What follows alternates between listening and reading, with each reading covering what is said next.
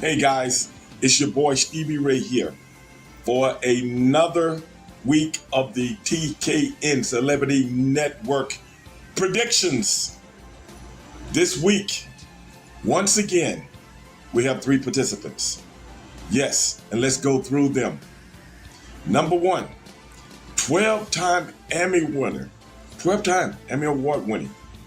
Yes, 8-time Sportscaster of the Year.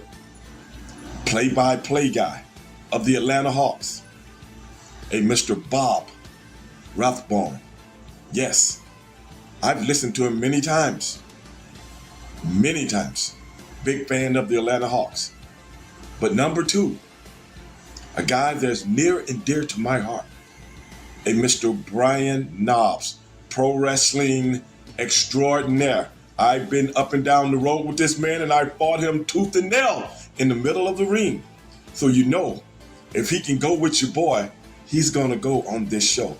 Yes, Mr. Brian Knobbs, one half of the Hall of Fame to be Nasty Boys. Yes, number 3, another mystery guest this week, y'all. Another mystery guest. He's from the film and TV world. I know who he is, but I can't tell you who he is. But I do know this. My prediction is Mr. Brian Knobbs will make it to the next round. And I also think Mr. Rathbun will make it to the next round. Mystery guess, it is what it is. See you, and I wouldn't want to be. Peace.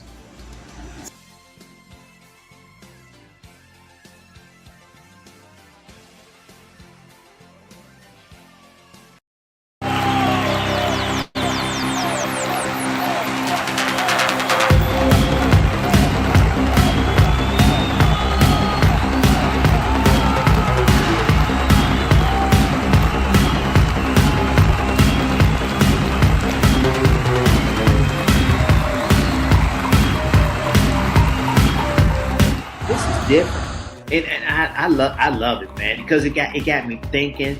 It got me thinking like I was back at school again. I don't even know where you come up with these questions. I want to know how you do these. You're so innovative. I'm like, look. I mean, your mind is good, like you said. You're a history teacher, and your mind is going all over the place. And it's also wonderful to hear people talk sanely to each other today.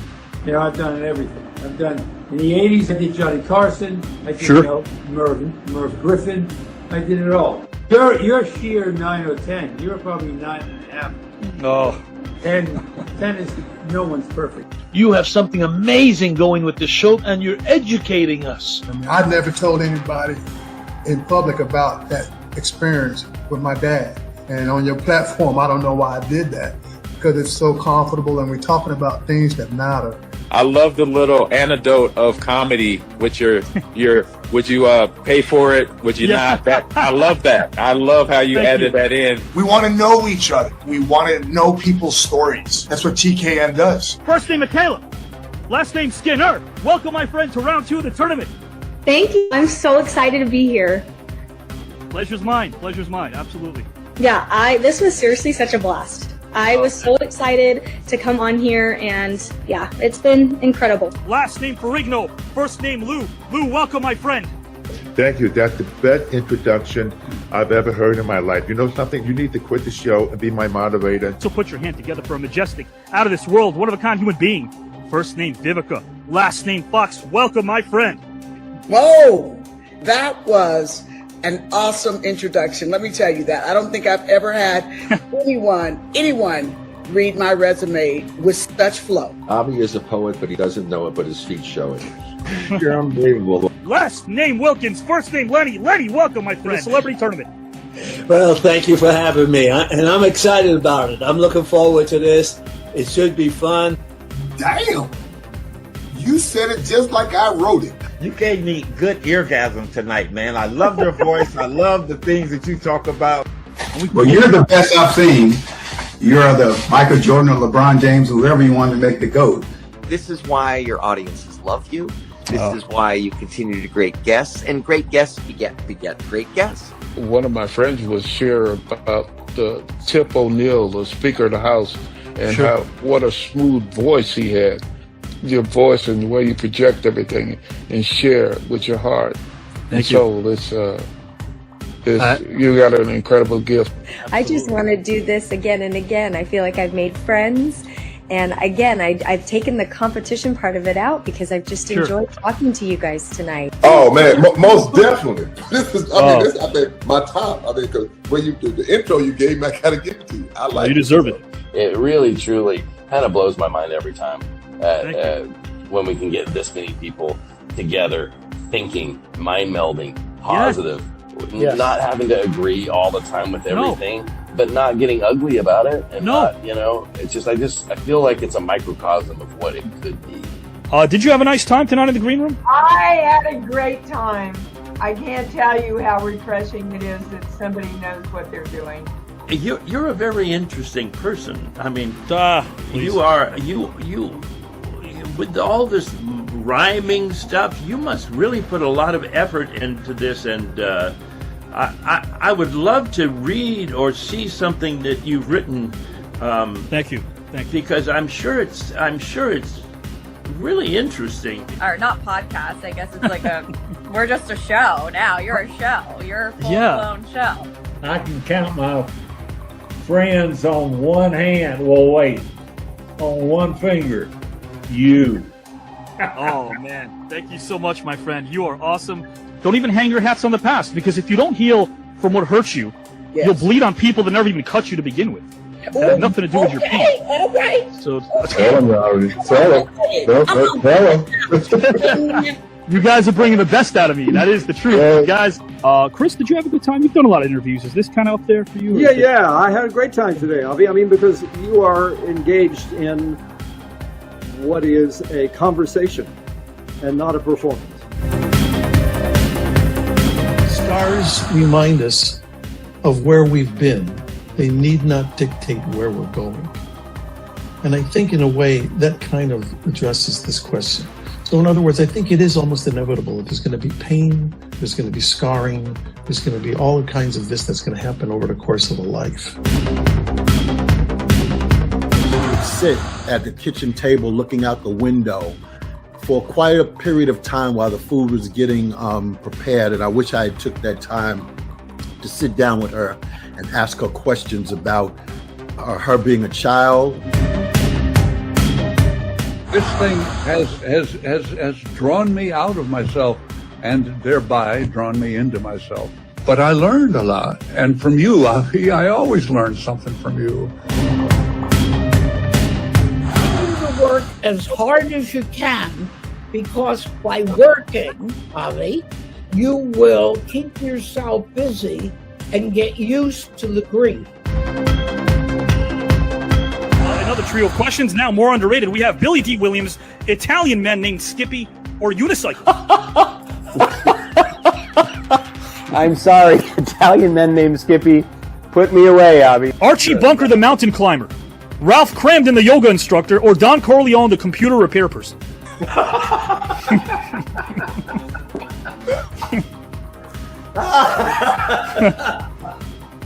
It's clearly an issue with the hard drive. Oh, I like that. I'm going to go Don Corleone. I'm going for Christmas. Is it because it does create those amazing memories that and Sarge, I know you've been there too, because I've seen you at so many different great events for muscular dystrophy association.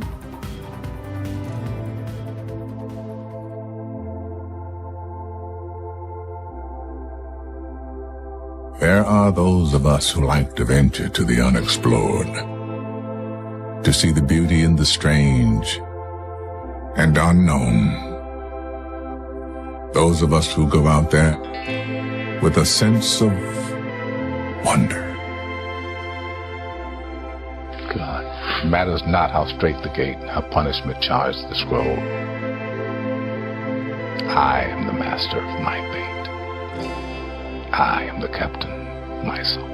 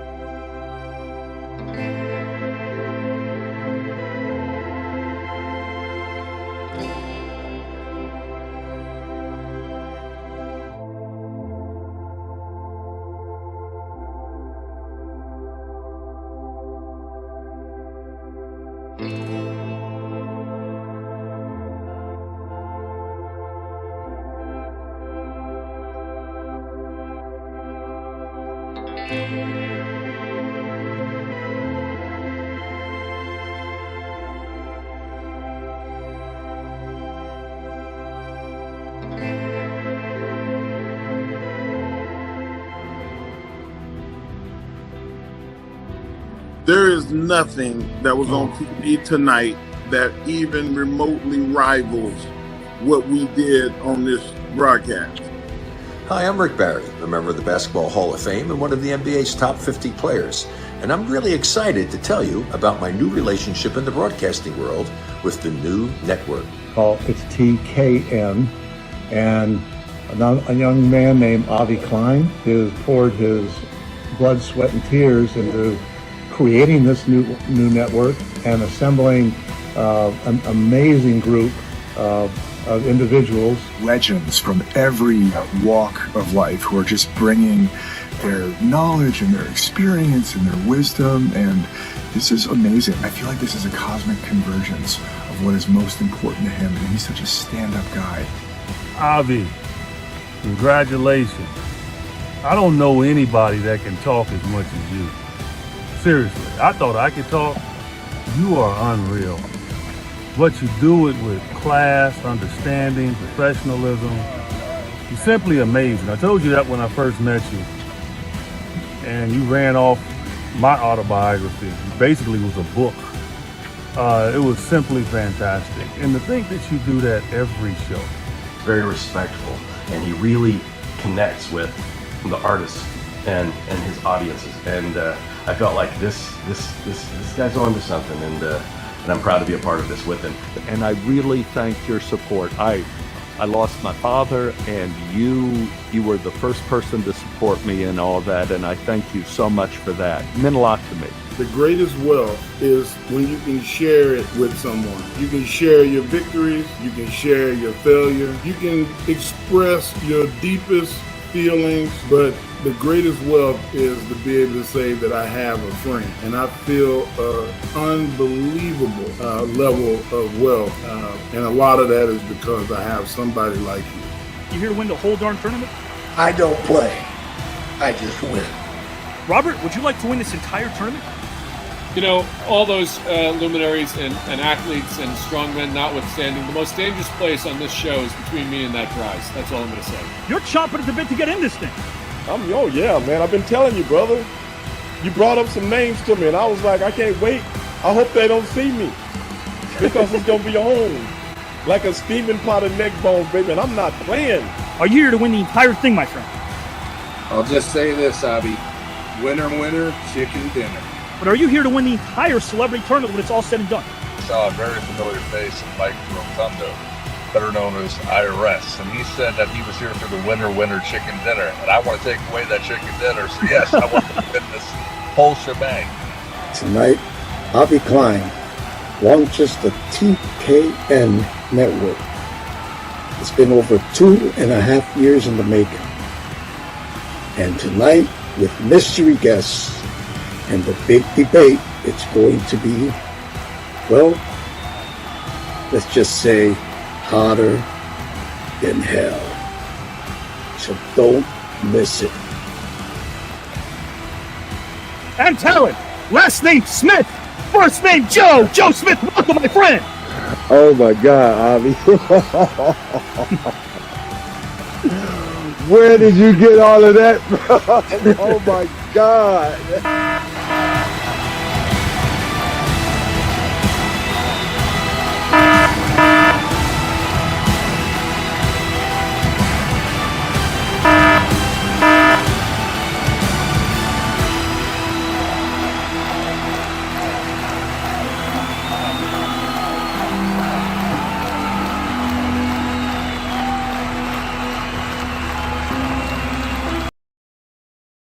It is TKN Saturday night. Thank you for joining us. This is a place where, of course, we have philosophical fun while providing endless edutainment. That's education and entertainment. And guys, at the end of the day, this is a place where strangers leave as friends. And thank you so much to Amazon Prime for believing in this show, picking it up. And of course, guys and gals and pals, our sponsor, Progresso Soup. We also appreciate Universal.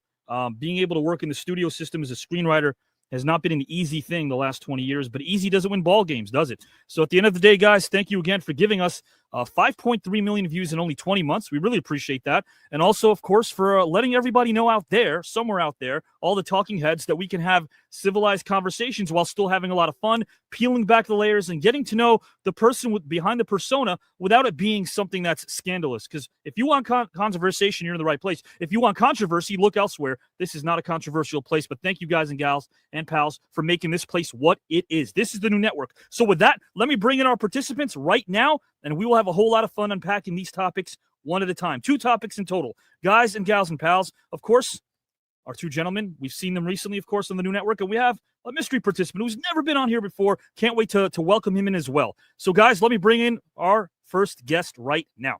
Our first participant has been responsible for many smiles as his heart is huge. The word "bahumbug" never has been heard if he crossed paths with Ebenezer Scrooge. As a child, he was a left fielder in little baseball, and as a young adult, he went for basic training in the Army, where he stayed there for 2 years. But Lorenzo and Hoops left the Army, so he was about to switch gears. Soon the roar of the crowd would be ever present when he walked in the aisle, as the arena was engulfed in cheers and jeers. He and his brother Ed cheered superstar Billy Graham one night. Billy picked him out of the crowd. He and Billy exchanged T-shirts, and I'm sure the place instantly became mighty loud. 4-time Super Bowl champion Matt Millen was both he and his partner's mentor, and he helped pave the way. After communicating with George Steele, he and his partner were told Minnesota was the place to stay. One night in the mid-'80s, as Janet Jackson's hit "Nasty" was a hit sensation, Vern Gagne's daughter Donna dubbed he and his brother just that. I can hear all of you enjoying your chat, no longer wondering who's that. This is a man that never stands pat. He's a former hardcore champ who isn't afraid of tables, chairs, and a baseball bat. 14 times this man has won tag titles, including the big 3, WCW, AWA, and WWE. He's here to eliminate them all, guys and gals and pals, all the naysayers, and all the people who said you cannot do, because what he's overcoming now with his health,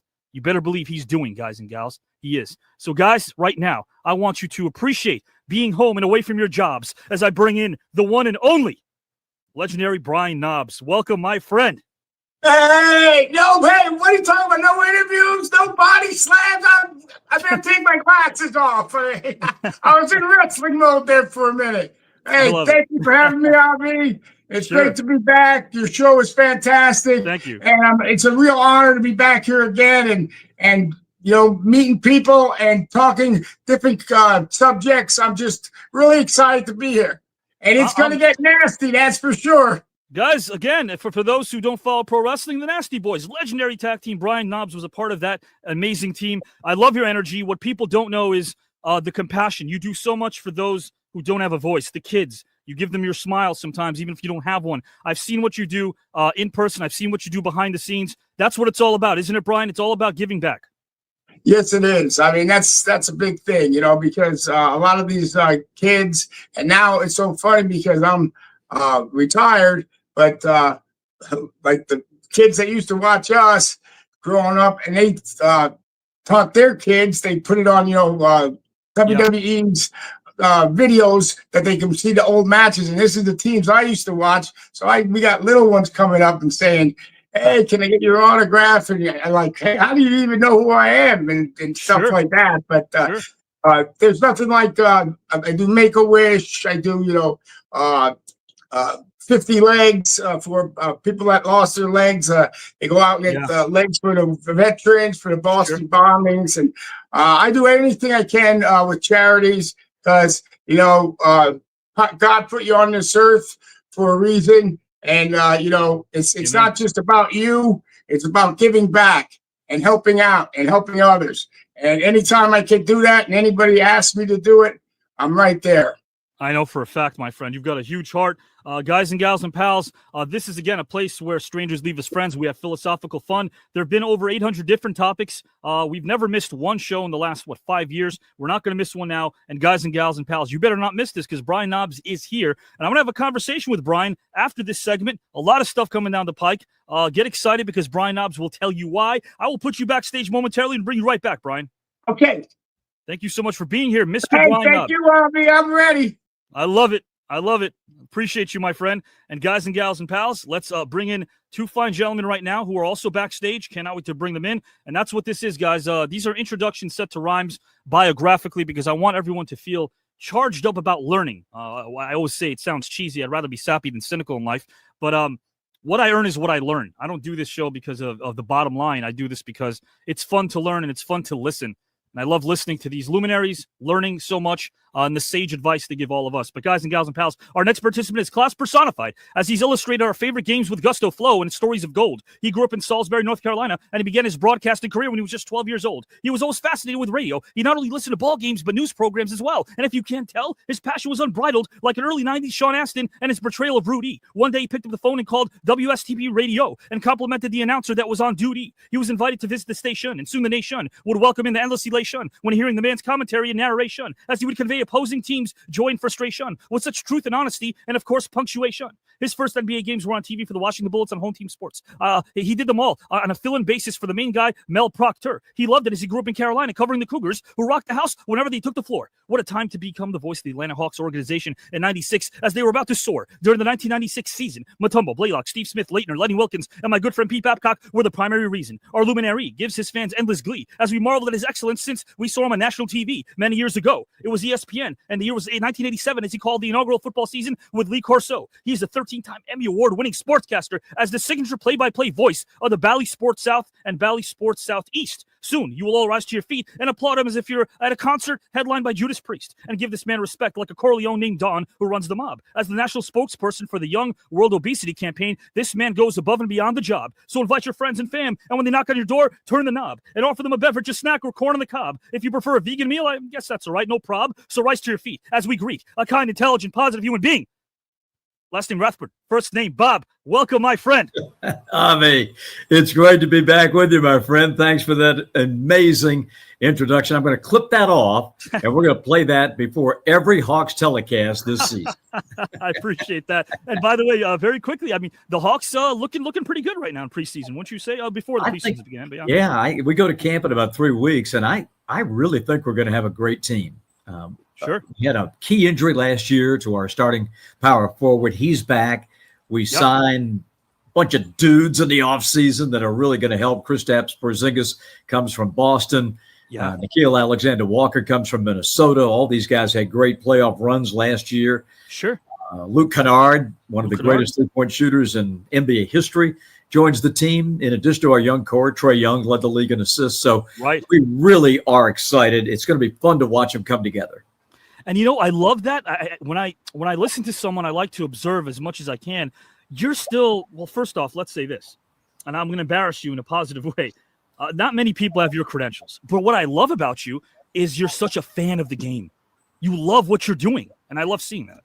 Yeah. Well, thank you. I'm glad it still comes through. It does. One of my favorite quotes of all time was from the Hall of Fame coach Don Shula. Okay. And he said, the closer to the stadium I get, the faster I walk. And I feel that way. You know, I can't wait to get to the arena, do the game that night when the lights come on and the music starts and the players come out on the court. You know, that adrenaline starts to pump. So it's a lot of fun. The guys keep me young. The fans are fantastic here in Atlanta. We've had just a tremendous time. And now we just got to go out there and win some games for them. Win some ball games. And, you know, you illustrate quite a story. You really are an amazing storyteller because I was able to hear your games, even though I wasn't able to watch them. Sometimes, you know, I used to write for Bill Paxton, who passed away. and I would watch as many ball games as I could, whether we were traveling to Dallas or Atlanta, Georgia. I would tune into as many games as possible. And when you were calling games, I wasn't necessarily looking at the TV set, but I was listening. I go to harken back to the days of radio, of course. I guess it's very similar to that experience. But I didn't feel like I was tuned out. I felt like I was tuned in because you were illustrating everything I needed as a fan. So thank you for that. Well, you're welcome. It's a labor of love. It always has been. You know, I had an incredible start. Couldn't have picked a better place and time to grow up in a small town that not only opened the doors for me at a radio station when I had absolutely no business being in there. And our hometown, Salisbury, North Carolina, was the home to the National Sportscasters and Sports Writers Association, sort of like baseball being in Cooperstown. And the chance to rub elbows with the greats of the industry at such a young age was just an incredible opportunity. And you got the best of both worlds. And you know, I stayed in town. I went to Catawba College and was a speech major, and I worked full time. I went to school full time, and I wouldn't trade it for anything. It was just fantastic. I do. I love how much you share that with us, and anyone that shares their passion with a large audience deserves my respect, my friend. Thank you, because you're inspiring people through your sentiments, my friend. I will put you backstage momentarily and bring you right back in. You got it. Thank you, sir. Appreciate that. Class personified, Mr. Bob Rathbun, and I'll bring in our final guest right now. We'll be off to the races with topic number 1. Guys and gals and pals, again, thank you for inviting us to your living room. I hate to use the term unsung, but you guys are heroes because you're allowing us. You're allowing us to sit here in a living room and have a conversation with you. So don't think that we neglect that. No, not even close. We appreciate that. Guys and gals and pals, my final guest is class personified. He grew up in Shoreham, Long Island, to a mom who was an educator and a father who was a guidance counselor. He attended Sharoma Wading River High School and was quite the baseball player during the early days of Larry Bird and Magic Johnson. Guys and gals, the sitcom Cheers and Allie the Cop with her partner KD. Aspirations of succeeding on the diamond ended in 1980 due to an injury. I'm speaking of the knee specifically. He was in New Orleans at the time attending Tulane University, but he never wallowed in pity because soon he would embark upon a career that gave many endless glee and harmony. When he came back home, his dad told him, "You'll be a failure in life if you don't get your college degree." At the time, he was quite fine with riding his motorcycle. I can relate, even though I don't ride a Harley. Back in New York, he auditioned for NYU and took an excerpt from his favorite book at the time, and he turned it into a monologue, and soon you'll see why I speak of this so freely and passionately. This gentleman paid his dues, driving a cab, working construction, and the following speaks to me as he worked as a cook in some of the finest restaurants that the eye could see. With his Navy issue haircut, he quickly learned a fortuitous Army commercial that made him some good money. On stage, he was off to the races. As opposite Joe Namath, he was cast on Broadway in The Caine Mutiny back in 1983. In 1987, Francis Ford Coppola saw something special in him, which makes sense because my next guest is honest and truthful, as are his works of art in motion pictures. I'm sure you all agree. Coppola selected him to star in the Vietnam-era drama Gardens of Stone, which led to a bevy of incredible roles, including his portrayal of the great Shoeless Jackson in the award-winning film 8 Men Out, which was based on a true story. Speaking of true stories, I will bring up Fire in the Sky momentarily. He also starred in the miniseries Lonesome Dove opposite Ricky Schroeder, which is key because he has a passion for the Wild West, which strikes my fancy. Then there is World War II, Memphis Belle, which came out in 1990, and the iconic film Cutting Edge opposite New Yorker Maura Kelly, in which he portrayed a pro hockey player named Joey Dorsey. And shortly, he will be taking, guys and gals, this stage and talking history. And in about a minute, there'll be no mystery as I welcome in a kind, humble, multifaceted, talented human being. Last name Sweeney, first name DB. Welcome, my friend. That's great. Thanks, bud. I feel like I got to get you a glass of water now. That's an effort.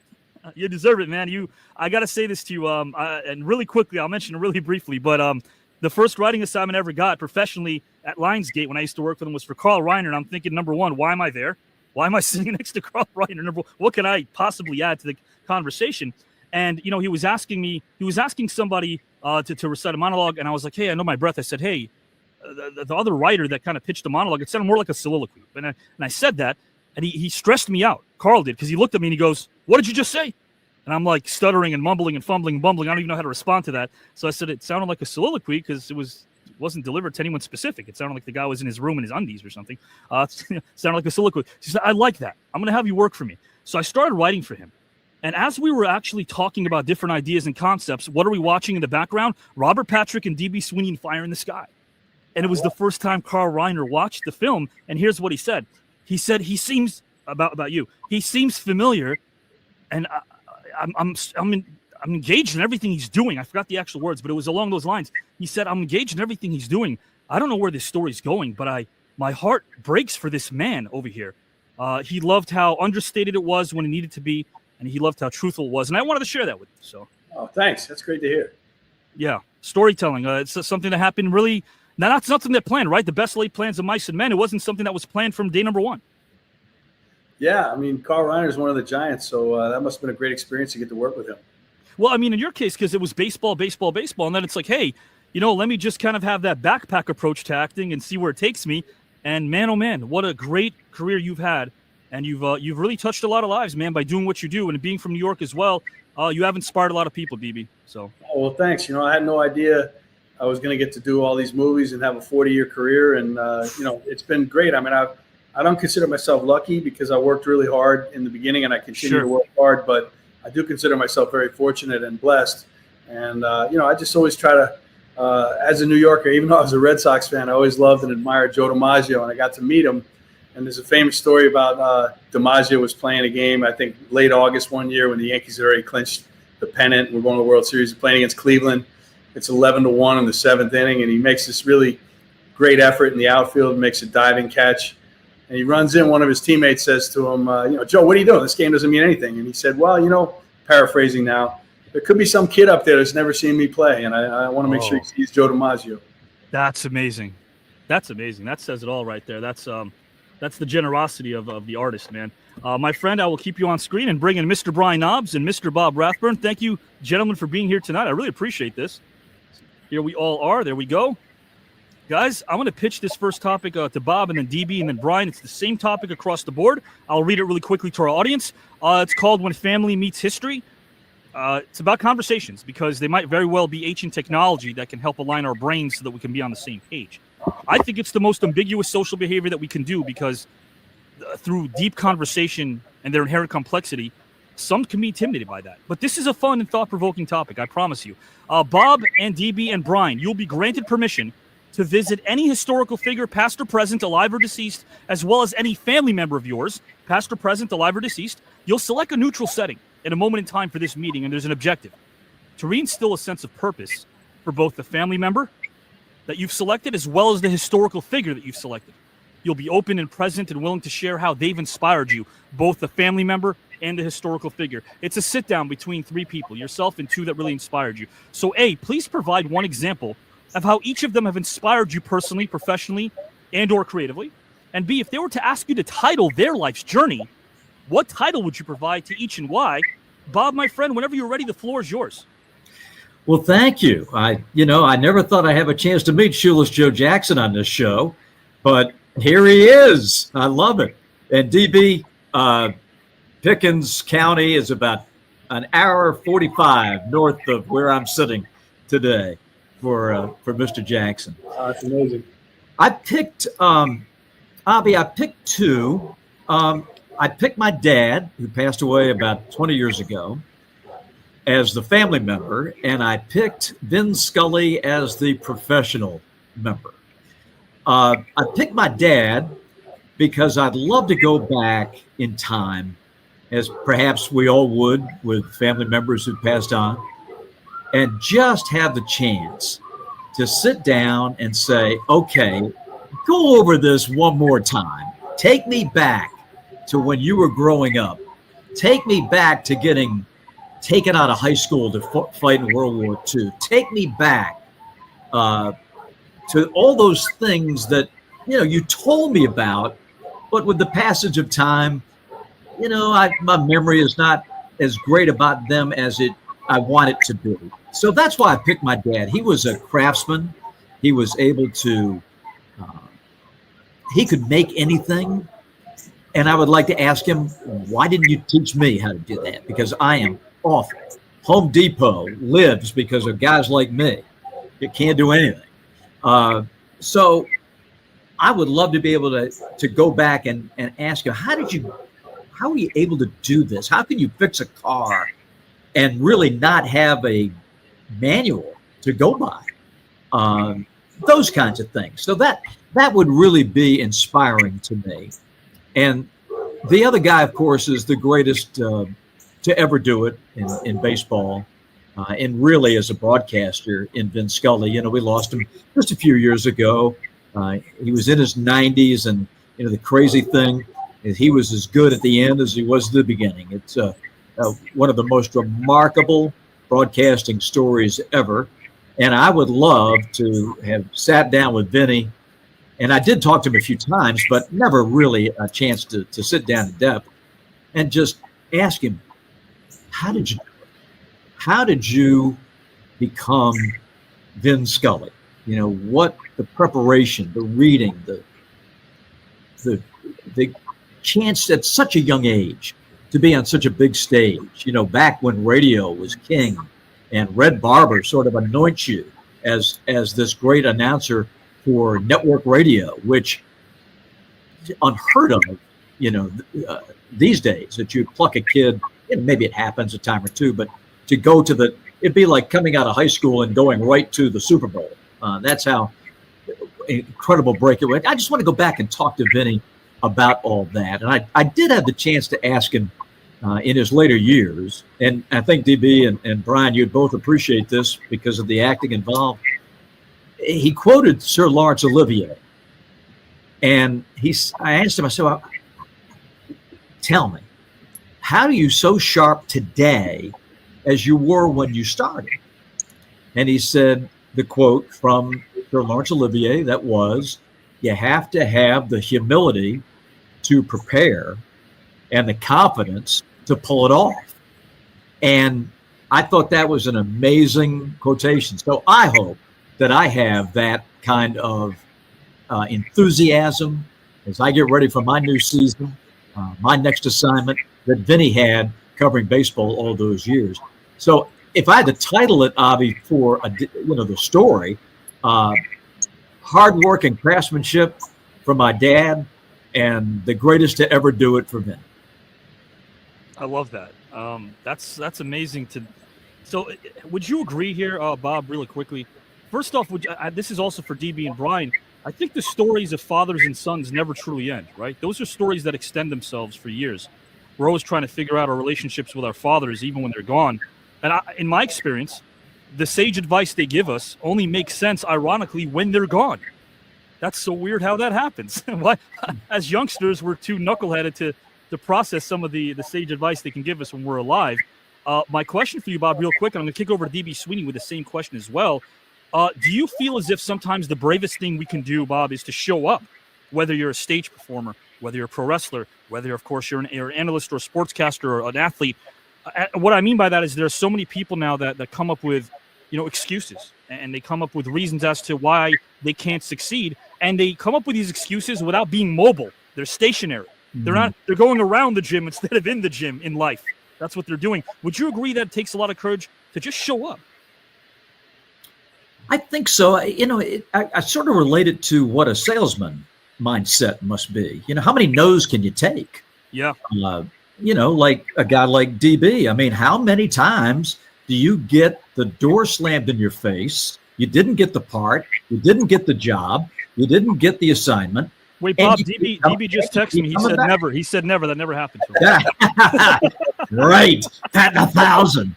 But I just think that perseverance is what makes you great, really, at what you do. I mean, how many times has Brian gone out there and not feeling great? The body hurts. You didn't get enough sleep, but the show must go on. And I think all of us sort of relate to that. Sure. That you just have to keep showing up. That's part of it. The greatest ability is availability. You gotta be there every day. I love that. The greatest ability is availability. Guys and gals and pals, you can respond in the comment section with your thoughts as well. I'll kick it over right now to DB Sweeney. I won't read that whole question, but DB, again, if you're able to select one person from history and a family member of yours to have a sit down with you as well, who would it be and why? How they inspired you? And if you could provide one example of also not only how they inspired you professionally, personally, and creatively, but if you were to ask them, or if you were to actually be asked to title their life's journey, what would it be and why? Whenever you're ready, the floor is yours, good sir. Yeah, I just want to say I really enjoyed what you had to say there, Bob. And 2 years ago, I got to my last film we shot in Atlanta, and I'd never really spent any extended time there, so I got to hear you a lot. And you do such a great job. I mean, you're definitely in that rare fraternity of Vin Scully and all the greats that we've been blessed to have through sports all these years. And And there's one thing I got to say about the Hawks. I hope they still have it, but my friend had tickets like under the basket and like the fourth row or whatever, really good spot. And on the way to the tunnel in that end of the court, maybe it's both ends of the court, they have like a couple of tables there. So if you have those seats, you also have the right to this room, like things. But the idea of having a table that's like 40 feet from the basket. So, because when you're watching a game, you're all sitting forward. It's not really that social. But if you can sit at a table like you're in a bar, but it's at the basketball game, I still have that. I think they should keep it. We still have it, DB, and there's a table at State Farm Arena. It's got your name written on it, so we expect you to be there for the new season. The way we do it, DB, is we have a party and a basketball game breaks out. Yeah. That's sort of how it works. The next time I watch a game, the only thing that's going to make it better is if I can put the earphones in and hear you through my ears. Thank you. Thank you very much. It's going to be the upgrade I'll make. But to your question, Avi, I thought about this a lot. When I started out as a young actor, I didn't know much about, theater. I knew a lot about literature because my dad, who's going to figure in this, again, the theme of fathers and sons, but I didn't really, he encouraged me to read a lot of books because he was a guidance counselor and he was a history teacher before that. So I was, successful in sports in high school and every kid wants their dad's approval. But my dad would give me more approval when I told him, hey, I finished this book. And he would ask me about it and interview me about it. And just, not to make sure I read it, but just to see what I took away from it. And so he really taught me to be a deep reader. And so to this day, I read for pleasure all the time. And actually, I found this technique to battle insomnia where I pick a borderline boring book. Like right now, like I said, I'm a history guy. I'm reading this book called The Generalship of Alexander the Great. And it can put you right to sleep. It's awesome. Like, you read about 4 pages of, he's in Afghanistan and he's moving the companion cavalry around and you're sleeping. It's great. And, it's a great book too. But I find that books are kind of like a magic talisman for me. So back to my beginnings as an actor, I was trying to learn what drama was and what the history of storytelling. And so I stumbled upon Aristotle, the Poetics in particular, is a book he wrote, 2,500 years ago, where he was basically describing the theater that existed in Greek culture. Greek culture was in many ways far advanced from ours. And, they had arenas, theaters there where, and one of them is still extant in Athens, I believe, where 50,000 people sit in a theater and there's no microphones or speakers. And if you're in the last row, according to legend, you could hear the actors were so skilled and the acoustics were so good that you could hear the whole play. So, you imagine 50,000 people coming together to see a play. I mean, we go to football games like that now, but we don't ever get 50,000 people together for something cultural. So I think that's a really remarkable thing about Greek culture. Anyway, Aristotle wrote this book, Poetics, where he's describing, what makes a Greek tragedy. And there were very specific kind of guidelines and rules. And the 3 takeaways that I got very early on that I go back to all the time in my writing and in my work is he thought that storytelling, tragedy specifically, should have 3 unities. It should all take place, the unity of time, place, and action. So it should all take place in the 24-hour period. It should all take place in one location, and it should be about one basic action. So in other words, we have these movies where there's multiple plots and all this, and that's all wonderful. But what he was saying was that when you really distill it down, like if you take the story of Oedipus Rex or Medea or any of the characters that you want to pull out of Greek tragedy, first of all, it's a single action. Like we know what their story is, what they're trying to do, and we know what the journey is going to be, and that's part of our awareness of the inevitability of the journey and the familiarity of the journey is part of what makes the art form. So, my father, who passed away in 2011, his idea of a perfect night would be we finish a good meal. He wasn't like a foodie or anything, but let's have a good meal.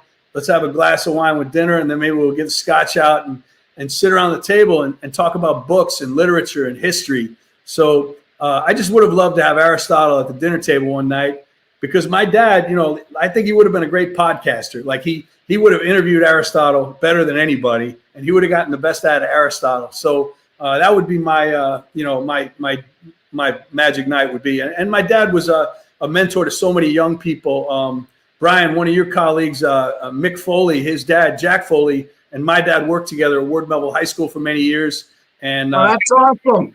Yeah. Oh, I didn't realize that. Okay. So I didn't know that. No, that's awesome. Yeah. So I've reconnected with Mick. I knew Mick when we were both little kids, and reconnected with him very recently. I'd followed his career and everything. But anyway, when I was 10 or 11 or 12 years old, I didn't go to Ward Melville High School. I went to another high school, but I'd go visit my dad at work sometimes. And so many kids and teachers, like he had an impact on so many people, and he was such a good mentor. And you could tell, I knew I had certain teachers I liked, but generally speaking, one of the executives of the school comes down the hall, you go the other way. But my dad would attract these kids who would really be like, hey, Mr. Sweeney, great to see you. And so anyway, I would have loved to be able to reward my dad with a metaphysical conversation with Aristotle. I think that's really cool. That sounds awesome. Mick is a part of this network as well. He's a gem of a person. He really is. And Mick's a good guy. He's a great guy, Brian. His body's beat up just like mine. We've been through hell and back. Brian as well. And I think the reason why a lot of storytellers click with Aristotle is because unlike Plato is a math guy. He was interested in mathematics. But that's the difference. Aristotle was influenced by biology, the study of biology, natural sciences as well. Great book. Guys and gals, I suggest you pick it up. But I like that you actually are so passionate about history. My greatest memories of my dad, who I just lost recently, was sitting around a kitchen room table, and whether I liked it or not, talking history and world events, even against my will. I had to. And then the other part of it was, of course, watching sports. I mean, it's nothing as simple as watching a game with your dad, I think, and bonding and using that as a gateway to talk about other things in life. Like I learned more about, before I became a history teacher, I learned more about the Cuban Missile Crisis through my dad than I ever did in school. And really, really quick story. It kind of sucks that my assistant principal walked in a room one day and watched me write down Frederick Douglass's name, which has 2 S's. And she whispers in my ear, almost as not to embarrass me. She says, Avi, you spelled it wrong. You put 2 S's there. I go, it has 2 S's. So I'm like, I got to leave this place. I got to get out of here. That's the education system of today. But my real quick question for you, DB, and I loved your story and how you were able to illustrate that as well. Do you feel as if sometimes stepping outside of our comfort zone can be the most rewarding human experience that there can be? Oh, absolutely. I think that, people get, we say you're stuck in a rut, and that's a real thing. I think people, it's very easy for us as, to get complacent and to sort of repeat patterns. Like when I see really obese people, I think, man, why don't you just put the fork down for a day and see how your life evolves? Go with the small bag of chips, maybe, not to be mean or anything. I just feel like, but that's a classic example of how it manifests itself on your body. I just want to say one quick thing, Bob, about the great Vince Scully. I got to sit with him at a wedding in L.A. Maybe 10 years ago or something like that. And it was a Hollywood producer named Tom Sherrick, who was a dear friend of mine, a studio executive more than a producer. His son was getting married, and I got to be at the table with Vince Scully. And, you're at a wedding, and there's 12 people there, and he was at like 12 o'clock, and I was at 6 o'clock, so I couldn't have been further away. But I met him, and it was nice. I came over and talked to him for a few minutes during the wedding. I didn't want to, everybody wanted to get their picture made with him and everything, so I didn't want to take too much of his time. He hung around for a long time, and then dancing was going on, and he decided to leave. And he made such an impression on me because he got up and he shook the hand of every man and woman at the table and knew all their names. And the name cards had been taken away once we all sat down. Oh, wow. So it wasn't like he was reading off a prompter. He made the effort to make each person at that table important. And I've had that, Peter Falk is another guy who did that with my mother, she was his favorite actor. He was her favorite actor. Sure. And we worked together on a movie, but 3 years before that, I met him at a film festival, and I said, would you mind saying hello to my mom? And he pulled a chair out, and he went and sat next to my mom for 45 minutes and just talked to her about Columbo. Wow. And it was like, so I've been blessed to meet a few people like that along the way who really get like how important, their moment with a stranger or their moment with a fan, how important it is. And it's just a great thing to keep in mind. Not that I get mobbed like Vince Scully or Peter Falk, but, you keep in mind, it means a lot to people. That's a great story. Wow. And there is a video I have for Bob later, and Vince Scully will show up in that video. I promise. I think Bob should enjoy this one here. More like a tribute video. Right now, before I transition into Mr. Brian Knobs, let me remind our viewers again, watching this for the 260th consecutive Saturday. We appreciate you guys hanging around. And again, Amazon Prime, thank you so for believing in this project. This is a living room style conversation, campfire way. That's what we do. We sit around the campfire and tell great stories, get to know each other. It sounds sappy, but I'd rather be sappy than cynical. This is a place where strangers do leave as friends, and I love that. Why not have a great time without having to do what the talking heads are imploring everybody to do, which is a lot of yapping, and a lot of arguing back and forth and red and blue. Let's have fun conversations, hopefully thought-provoking conversations like this with Mr. Bob Rathbun, D.B. Sweeney, and Brian Knobs, who are leading the way. Mr. Brian Knobs, same question for you. I'll set it up real quick. Again, you're picking a historical figure. You're picking a family member. They're sitting around a dinner room table with you, and you're picking them because they inspired you. How do they inspire you, Brian? And if you were asked to title their life's journey, what title would you provide each of them and why? The floor is yours, good sir. I'm with these guys. My dad, I mean, I lost him about 3 years ago now, 4 years ago. The last 3 years was he was kind of bedridden, but my brother took care of him at our house that we grew up in.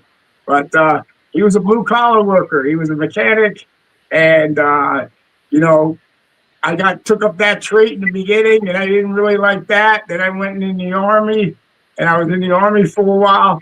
But he always had encouragement for me. So then I had this crazy idea to get into pro wrestling, and he bashed his hand on the table, and he said, "Get down to reality, son, and get a fucking job."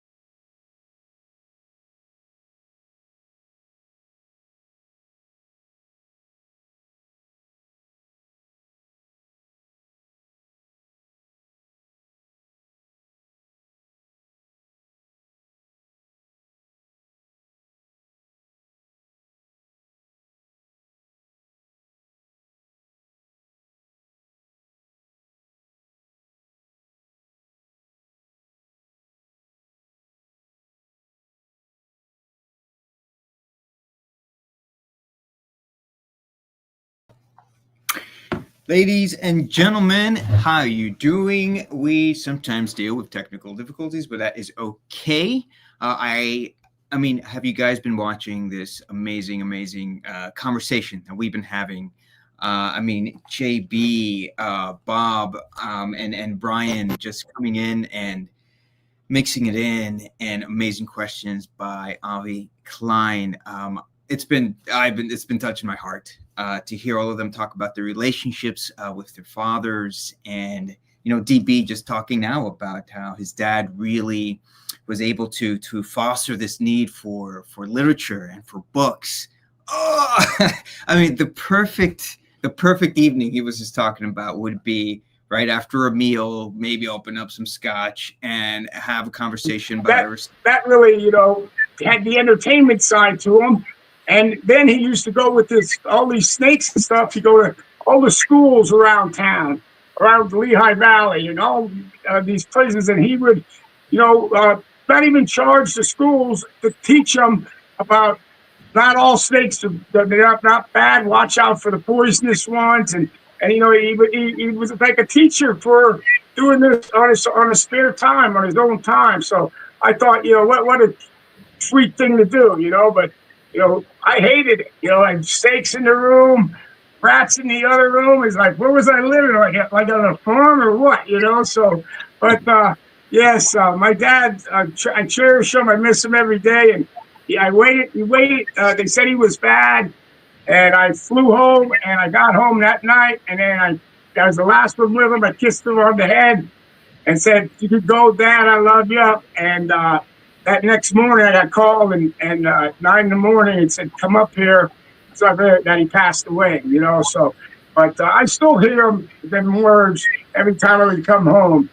What are you doing home? Get a job, So, but he was a hard worker and a hard little blue collar guy, So, I love him to death, and I did some favors for him too. So, took him down to Nashville because he's a big country star fan, So, so my dad was truly my idol. You know what I mean? He's and then my celebrity is the one and only Willie Nelson. I got with Willie in 1988, and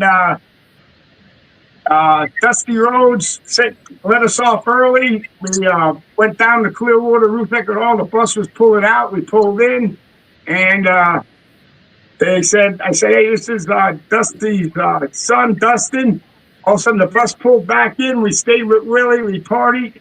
And I don't know what it was, but me and him hit it off. We exchanged numbers, and I'm still friends with him today. I'm still friends with him, and I'm just so much knowledge I got from just sitting down, being with him.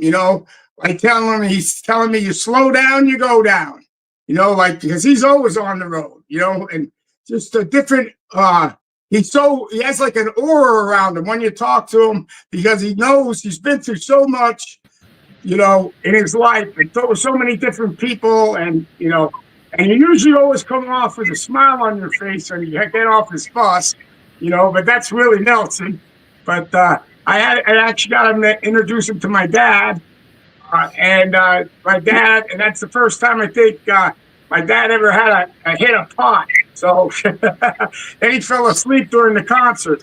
But anyway, Willie, I went to see him not this last year because I was in the hospital for this foot thing.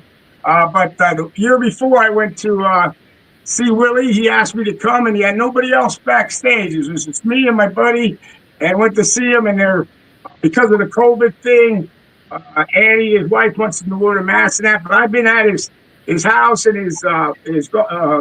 his picnics, and one in Lukenbach was crazy with Waylon Jennings. But the people you meet, like DB, you were saying, I'm blessed too to meet these people that were like heroes. Because my dad loved country music growing up, so we were always listening to country music. But I went for Fox Best Damn Sports Show period, and they sent me an interview with Grateful Dead was playing. Toby Keith, so I went to interview everybody. Merle Haggard, I got the interview. Then I had, at the end, I had Willie beat me up, because I said he's karate, so he's there giving me moves, and it got really good reviews. But it was one of the funnest times I ever had, and he just always inspired. When you sat down at the table with him, he always had good things to say. And he was always joking too, always throwing jokes out with the different things we were talking about. So Willie definitely was, and still is a true mentor, kind of telling me, about the business and watch out for this, watch out for that. You always gotta, so giving me a heads up.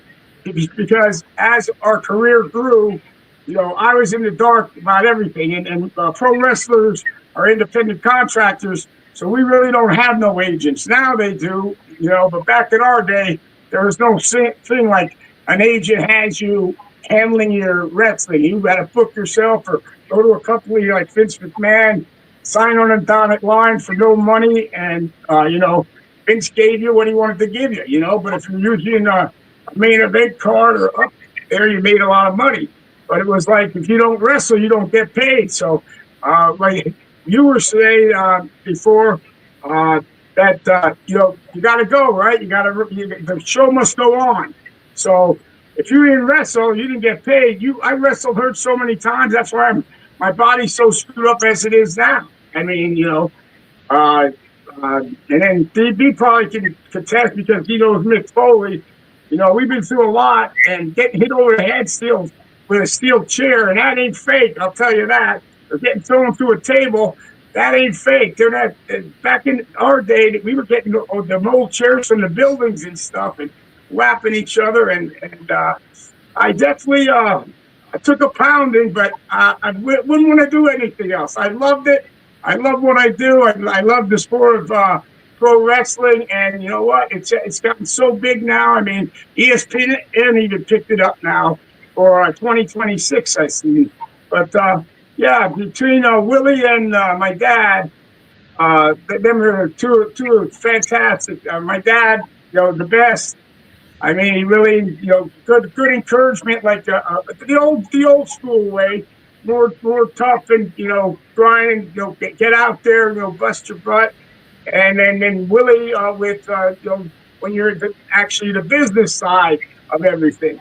Because, you know, the music business is different than the wrestling business, but it's still, you know, business in general. So, you know, so that's I can never like thank them guys enough, you know, and that's why I like to go see Willie when I can, because he's getting up there now, but he's still going out on the road. Like I said, you said to me, you slow down, you go down. I said, you're still going out on the road, Willie. It's unbelievable. You're 92 years old, so more power to him. I'll tell you that, because I won't be wrestling no more. Wow. I had 40 years of that, and my back and knees say, you're an idiot. No, hold on. For every action figure of yours that has your likeness, for every trading card, for every piece of merchandise, generations to come are enjoying that. And I know this, again, sounds rather sappy, but I think love is perhaps the only glimpse we're permitted of eternity. And that's your legacy. It's never going to be forgotten. Never. Someone's going to want to know who Brian Knobs was 2 generations from now, and they'll be able to look it up. And someone's going to want to play with it with a Brian Knobs action figure, and they'll be able to. So all 3 of you gentlemen brought it back to your fathers, and that really, really hit a nerve with me. It really did. Thank you. Thank you for sharing that, because, again, you know, I find it not easy to speak about my dad, not because he's gone or he recently passed away. I find it difficult to talk about my father because I have to at one point stop. I have to zip the lip because there's so much to say about him, and I can't say it all, but I want the world to know him. And you guys are going to give us a chance to kind of get to know your fathers. I had no clue for our audience who Bob and DB and Brian would select. I had no idea. Of course, Brian and I spoke about this a little bit before, but I mean, you guys all picked your fathers, and I thought that was incredible. What I want to do now is, speaking of incredible and speaking of people we've lost, very briefly, I've been playing this throughout the entire run of this season here of TKN, is I want to play a video with all 3 of us on screen of those that we've lost that have been part of this amazing, amazing network. Those, again, that we have lost over the last few years. Options for Gallagher, more underrated than why? Sauerkraut, Henry Kissinger's deep, soothing voice, or dogs wearing sweaters? I like dogs wearing sweaters. Did you have fun? Yeah, I haven't done an interview in 20 years. What a mind. What an intelligent mind Gallagher was. Mr. Sizemore, first name Tom. How are you, my friend? I could turn the volume lower if you'd like next time, if you'd like me to do that, Tom. I could do that. Wow, that was something else. I don't know what I can do now. Oh, please. I got nothing. That was terrific, man. Thank you, my friend. I appreciate that. And you know what? As charming as a guy that you are, man, and as honest as a guy as you are, and as down-to-earth as a guy as you are, you played a character that isn't so down-to-earth named Scrooge in college. You played Scrooge. And, of course, I feel like a thespian should rely on their instinct. Do you feel like you rely on your instinct a lot as a storyteller as well? I mean, playing Scrooge at that young an age was, when I think about it now, the only way I could have done it is I was relying on my instincts. You know, I could have done it any other way. Okay. More underrated than why? Unicycles, Italian men named Skippy, or sophisticated dinosaurs? What? More sophisticated dinosaurs? Yeah, I want to say the sentence. Italian men named Skippy. I just want to say. Yes. Yeah. Italian men named Skippy. I just want to say the sentence. Italian men named Skippy. Yeah, something you'll never hear. Yeah. Did you have fun? Did you have a nice time? I had a great time. It was ball. Yeah, man. I want to do it again. This is great. I just think it's going to be, a lot of fun for people. I don't think people even like this on the air. I don't think. No, there isn't. You know, I just think it's going to be I'm very interested in how people respond to it. You know, because I know it's going to be interesting and see if people tune in and stay tuned in. And I really hope they do. And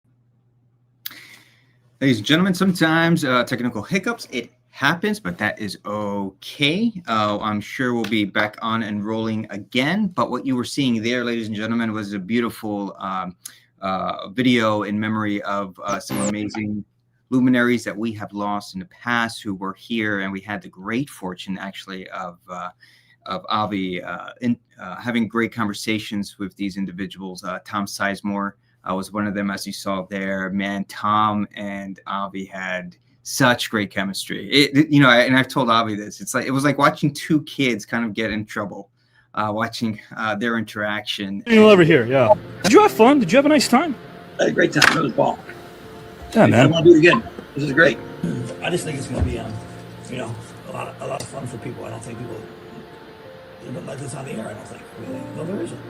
You know, I just think it's going to be I'm very interested in how people respond to it, you know, because I know it's going to be interesting and see if people tune in and stay tuned in, and I really hope they do. And you know, I'm all yours, bro. Let's go and make this work. All right, I'll talk to you soon. Okay, bye. I teach a workshop, and one of my students finally said about my class about iambic pentameter. He finally said, "I got it, and he was excited. And it was both his elation and those three words that make it worthwhile, right? Amen.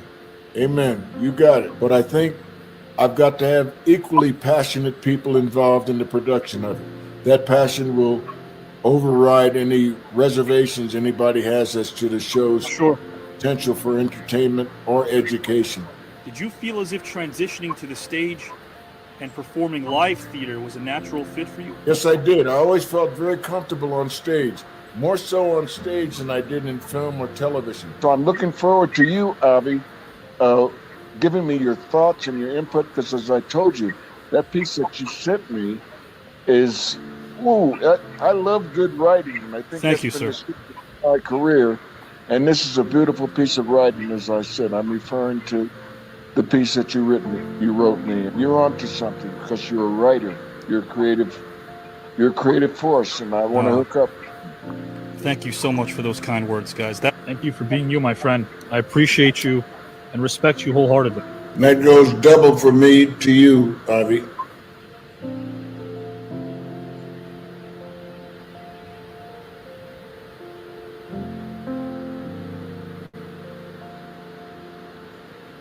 Here's my pup.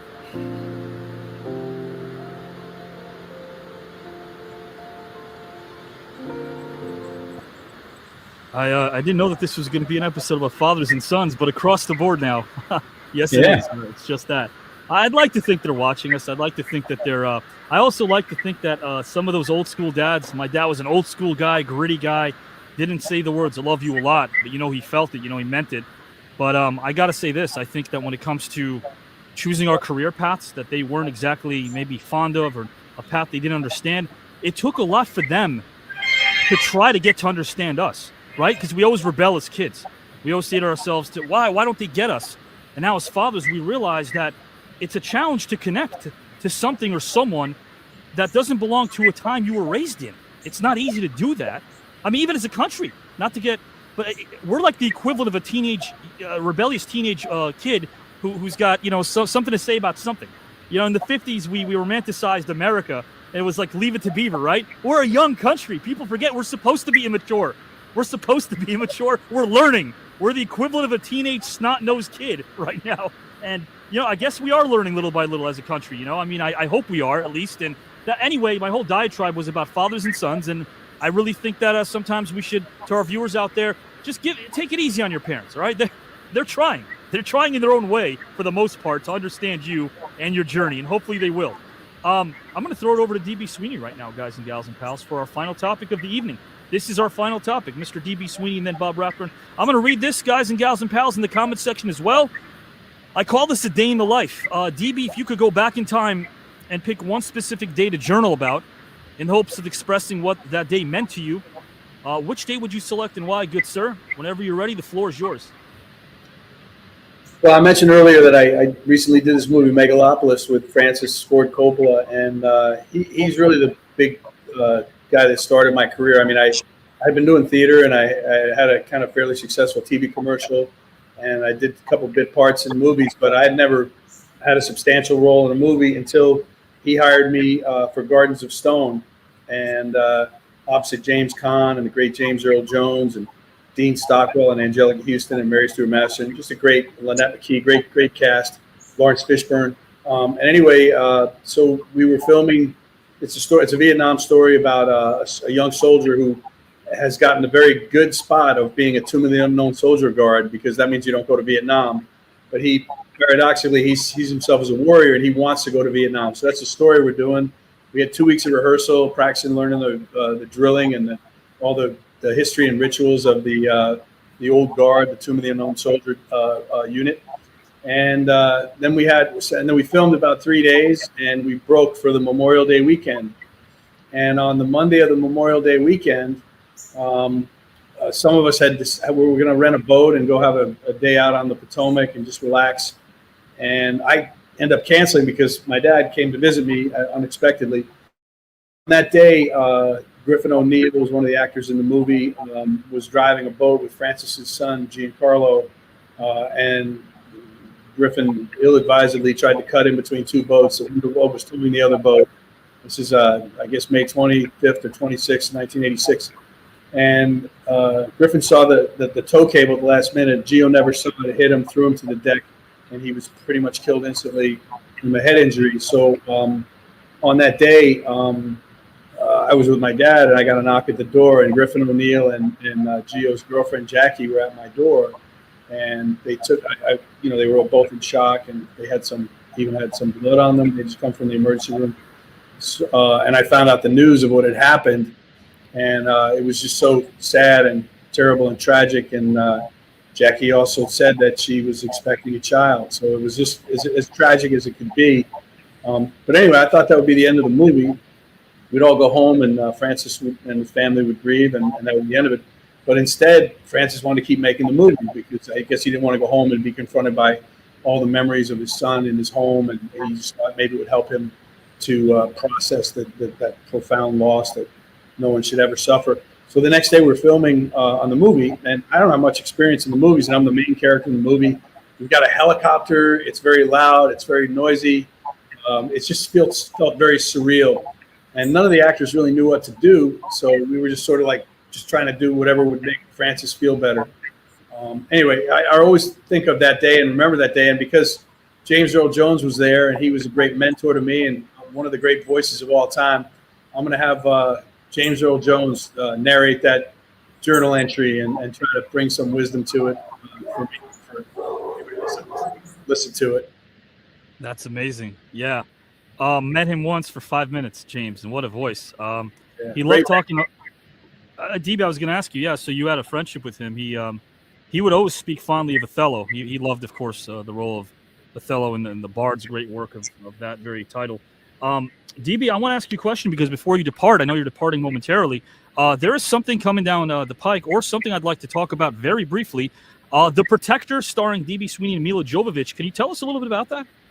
Yeah, I mean, this is really Mila's project. It's it's hard to really break it down into a quick story, but it's basically like Taken or Rambo with Mila in the role of the the ass kicker. So her daughter is abducted, and then she basically kicks a lot of ass. And I'm the corrupt police chief, sort of the Brian Dennehy role in Rambo, if you use that. Right. And Matt Dean plays the Richard Crenna part, the military person, quote unquote trained Rambo, in this case Mila. Colonel Trotman, yeah. Yeah, and so anyway, it's a really fun movie. I didn't know what was going to come of it. The director is a terrific, talented guy named Adrian Grunberg. Okay. He directed a movie called Get the Gringo, and he also was first AD on first assistant director on one of my favorite movies, Apocalypto by Mel Gibson, and another one of my favorite movies, Master and Commander. So he's a guy that had been through the wars, paid his dues, and really, really skilled, good director. So, but apparently this movie turned out well, and they say it's coming out in November on 2,000 screens, which for a $4 or $5 million movie, whatever the budget was, that's unheard of. Usually that would go straight to streaming. So that's I guess the movie turned out okay, and I hope everybody gets to see it. Congrats, and I see how much you're beaming, and I love that you love what you do, man. That really says a ton. Absolutely, man. You're class personified. Before you cut out of here, you did mention that this is reminiscent a bit of Rambo, which means this is a game Bob already played. I'm going to have to ask DB a couple of questions here. Bob, you know the game. It's called I'd Pay, really quickly. So hypothetical situations just for DB and then Brian later as well. Bob has a different game. This is called I'd Pay. Of the following, DB, which would you pay for to see and why of the following? Rocky Balboa is a neurosurgeon, Seinfeld is a correctional officer, or Rambo is a talk show host? I think I want to see Seinfeld as a corrections officer. I kind of like to see him get smacked around a little bit. He could start that, all that nonsense of like, I don't like decaffeinated coffee or why is there margarine in the world or whatever else he's going on. Margarine in the world. Pretty much smack him, and he'll smarten up. That's good stuff. I got a couple more for you. Which would you pay for to see and why? This is for DB Sweeney. Hannibal Lecter is a regular cast member of 90210, Big Bird the Bounty Hunter, or Conan the Librarian? Oh, Conan the Librarian. I mean, that'd be amazing. Excuse me, Mr. Librarian, where can I find the reference section? You don't need reference section. You have question, you ask me. That's how it would go. Yes. Do not be late. Make sure you turn in your books on time. A couple more, and then we're out of here with Mr. DB Sweeney. Which would you pay for to see and why of the following DB Sweeney? Darth Vader, the wedding planner, Godzilla, the massage therapist, or Freddy Krueger, the personal trainer? I think Freddy Krueger is a trainer, because he'd be really good at weight loss. I think a little sculpting right now. Yeah. A little bit. But no wrist curls, though, right, for Freddy? No. And here's the final one for Mr. DB Sweeney, and then we will bid him adieu. Thank you for your time. Which would you pay for to see and why of the following? Beetlejuice is a runway model, cast of Goodfellas as studio audience members on Jerry Springer, or Jason from Friday the 13th as a professional ice skater? Well, I got to go with the Goodfellas guys. Joe Pesci is the guy that I've gotten to spend some time around, and I'll watch him do anything. But I could just see him. I did 2.5 Men for a season, and sitcoms are really fun. Like I had no idea. Coming from a theater background, I had no idea how much of a fit it was when that's your first love. But they actually have these, studio audiences where they come in and it's not fake. Like when you hear the laughter on these shows, it's the best day of these people's lives. They came in from Brazil or or Indiana or some other foreign paradise, and they it's the greatest day of their life. They really laugh. But I think it'd be great to put Joe Pesci and his Goodfellas character right in the middle of that, and he'd be like, funny how? Funny how? Everything. And he would question everything. Yeah. I amuse you. Am I a clown? You do, Joe. You kind of do amuse us in a good way. But I'll say this. I wrote sitcoms for a year, and I hated it because of all the damn rewrites. You're putting so much in as a writer, and then 2 days later, it gets rewritten. So you feel like it's all for naught. But God almighty, you've done it all, my friend. Anything, I got a very quick 60-second tribute video for you for Mr. DB Sweeney. Kind of a trip down memory lane for Mr. Sweeney. But before I play that for you, anything you'd like to tell him, Bob and Brian? Yeah, it was really great to, meet you guys virtually like this, and you as well, Avi, and it's been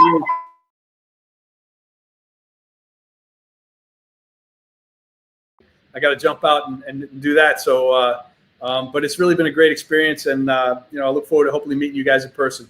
Likewise, I'm going to play this for you right now while you're on screen. This is. Oh, I'm sorry, Bob. Please. Brian? No, a pleasure. All the best, DB. Absolutely.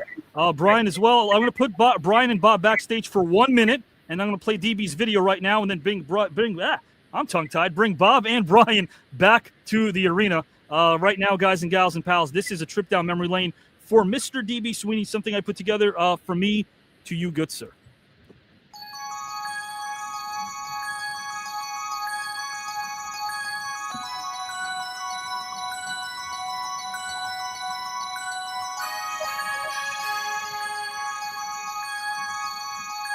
Got to talk Wild West with you soon.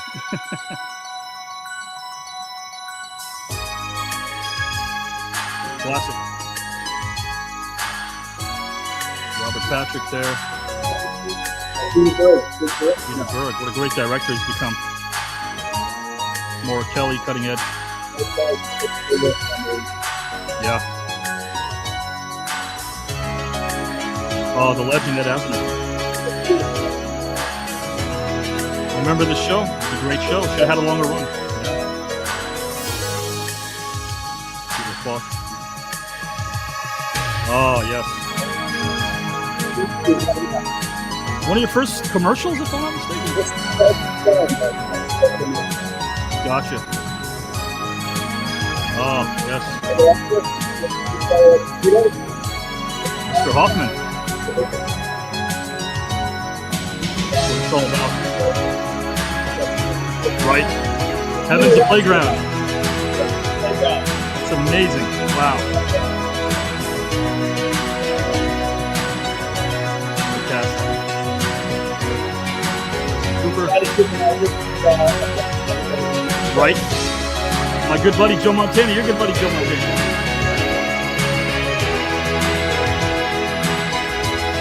Oh, Gary Sinise. I dug this up.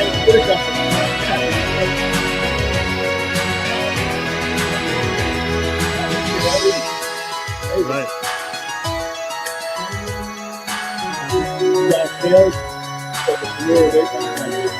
Sure. Kennedy.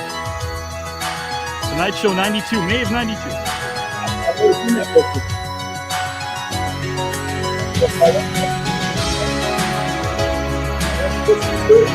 Perkins, yeah.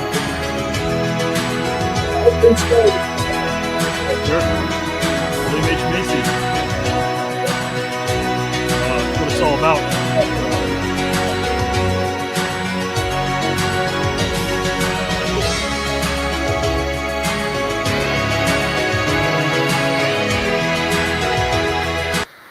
You are a class personified, my friend. I know that you do a ton of these. I try to say this isn't really a podcast. Did you have a nice time, my friend? This is great. Yeah, it's a great format you have, and obviously all the care and preparation you put into it, it really pays off. I appreciate you, and I can't wait to speak to you next week about some other things off screen, my friend. You have a great rest of the evening. Thank you, sir. You too. Thank you. DB Sweeney, guys and gals and pals. He's class personified. We appreciate his time. I'm going to bring in Mr. Bob Rathbun and Mr. Brian Knobs. Man, oh man, I'm glad we all got to know DB tonight. Again, I can't say enough about how I love seeing three individuals from all walks of life being able to bond about things that sometimes we overlook in life. A family dinner, a song that inspired us. And then we realize, wait, we're not all that different after all. Gosh almighty. I love being able to do that. I'm going to ask Bob Rathbun the same question as we go back to topic 2, guys and gals and pals who are watching. We're back to topic number 2 right now. Bob, a day in the life, or maybe I could go Brian first. Brian, maybe Brian first. Brian, I'm going to go to you first, if that's okay. Yeah. Okay, same question for Mr. Brian Knobs. If you could go back in time, Brian, and pick one specific day to journal about in the hopes of expressing what that day meant to you, which day would you select and why? This, again, could be something in a screenplay of yours, the screenplay of your life. What day would you select and why, good sir? March 31st, 1991. We won the World Wrestling Federation World Tag Team Championships in LA. And all the movie stars were there, and it was supposed to be at the Coliseum, but the war broke out, so they put it to the arena. And it was quite the experience. And then Willie Nelson, by chance, and I met him in '88, sang America the Beautiful in the beginning of the thing. So that really started it off great. And afterwards, I said, Willie, we win the belt. We're going to party with you tonight.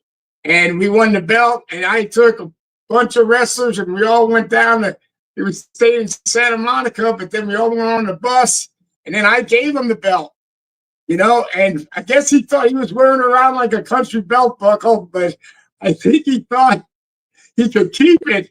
So at the end of the night, I had to ask him, well, Willie, I'm going to need that belt back. I got a tape with Gold's Gym tomorrow with Vince McMahon. I could have just seen Vince McMahon's face when I come in with no championship belt and said, yeah, I gave it to Willie Nelson last night. He's off in Arizona, you know? So, but yeah, that was one of the crazy, the whole crazy day, getting ready, getting prepared, getting mentally, you know, because it was our first WrestleMania. And at the time, it was WrestleMania 7.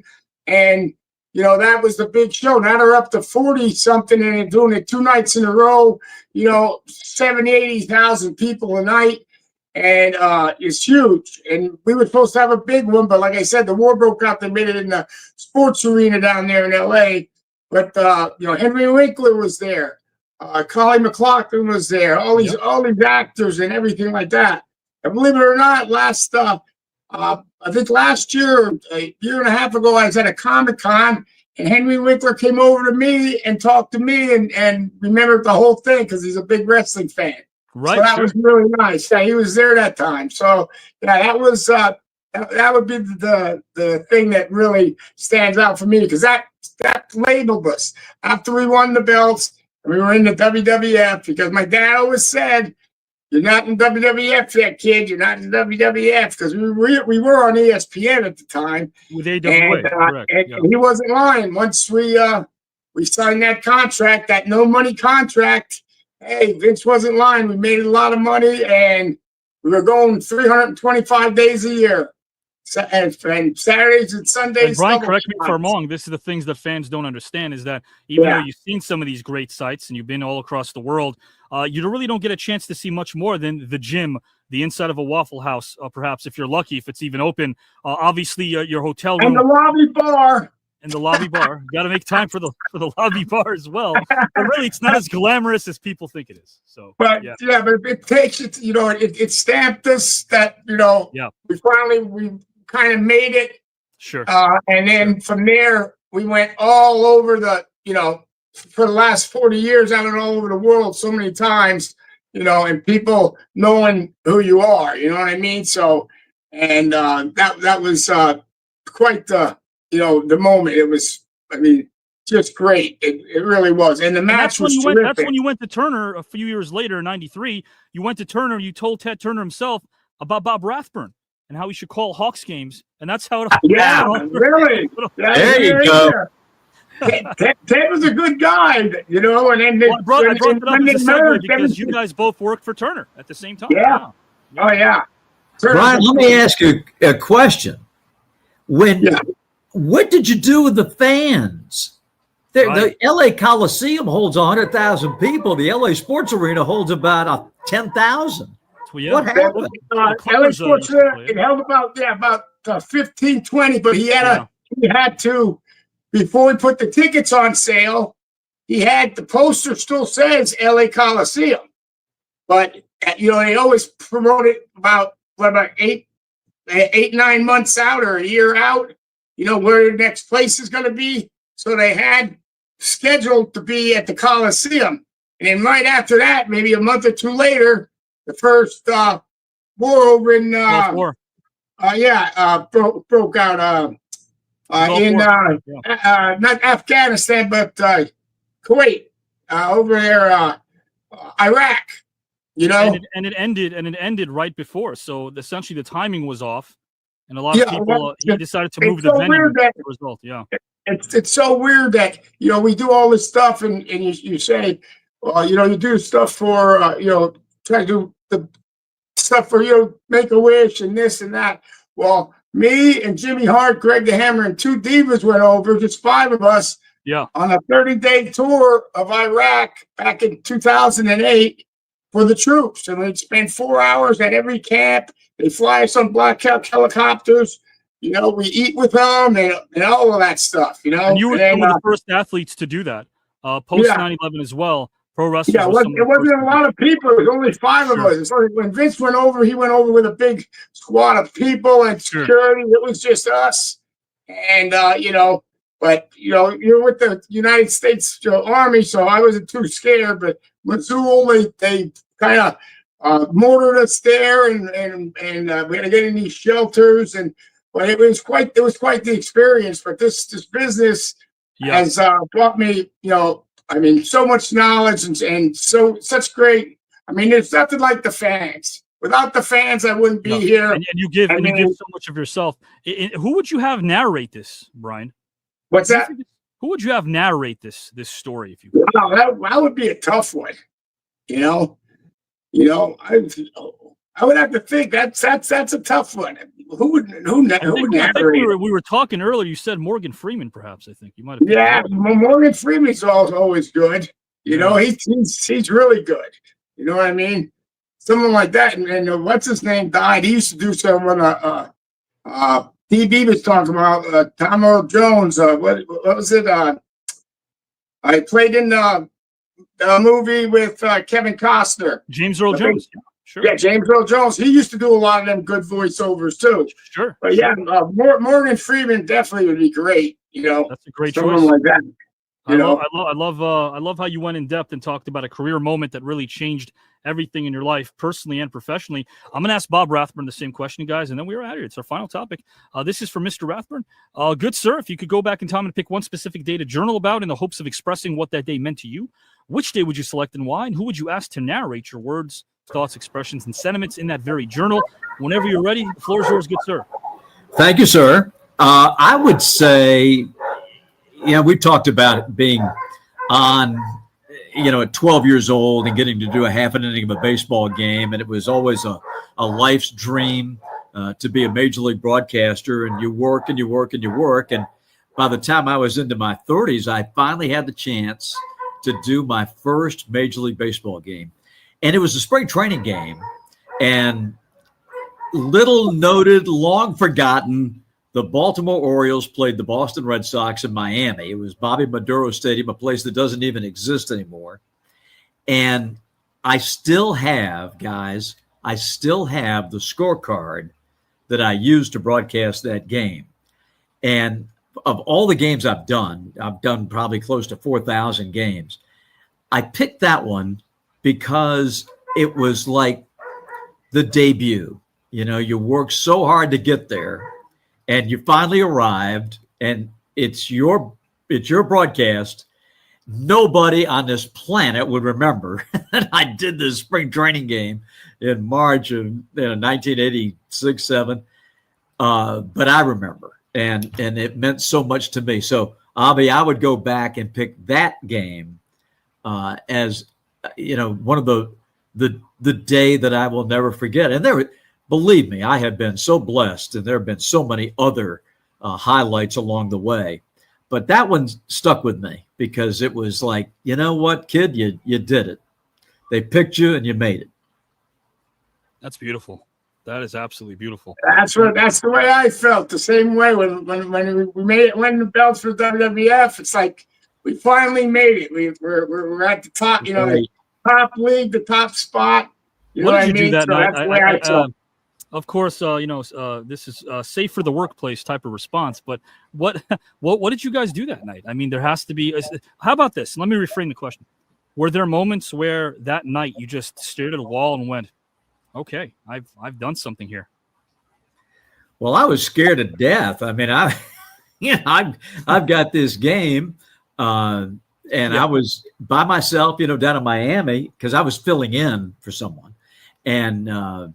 You mentioned it, Avi, in the introduction, Mel Proctor, and he was off doing an NBA game that night. So I fly down to Miami and I do the game, and I really don't remember where everybody went after the game. They may have moved on. It was toward the end of spring training, so they were wrapping things up, and I just went back to the hotel.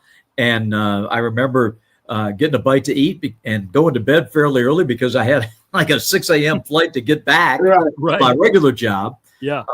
But that was my takeaway. It was more the buildup than it was afterwards, you know.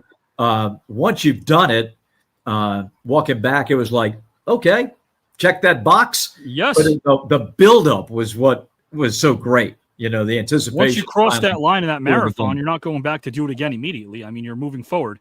Right. What an accomplishment.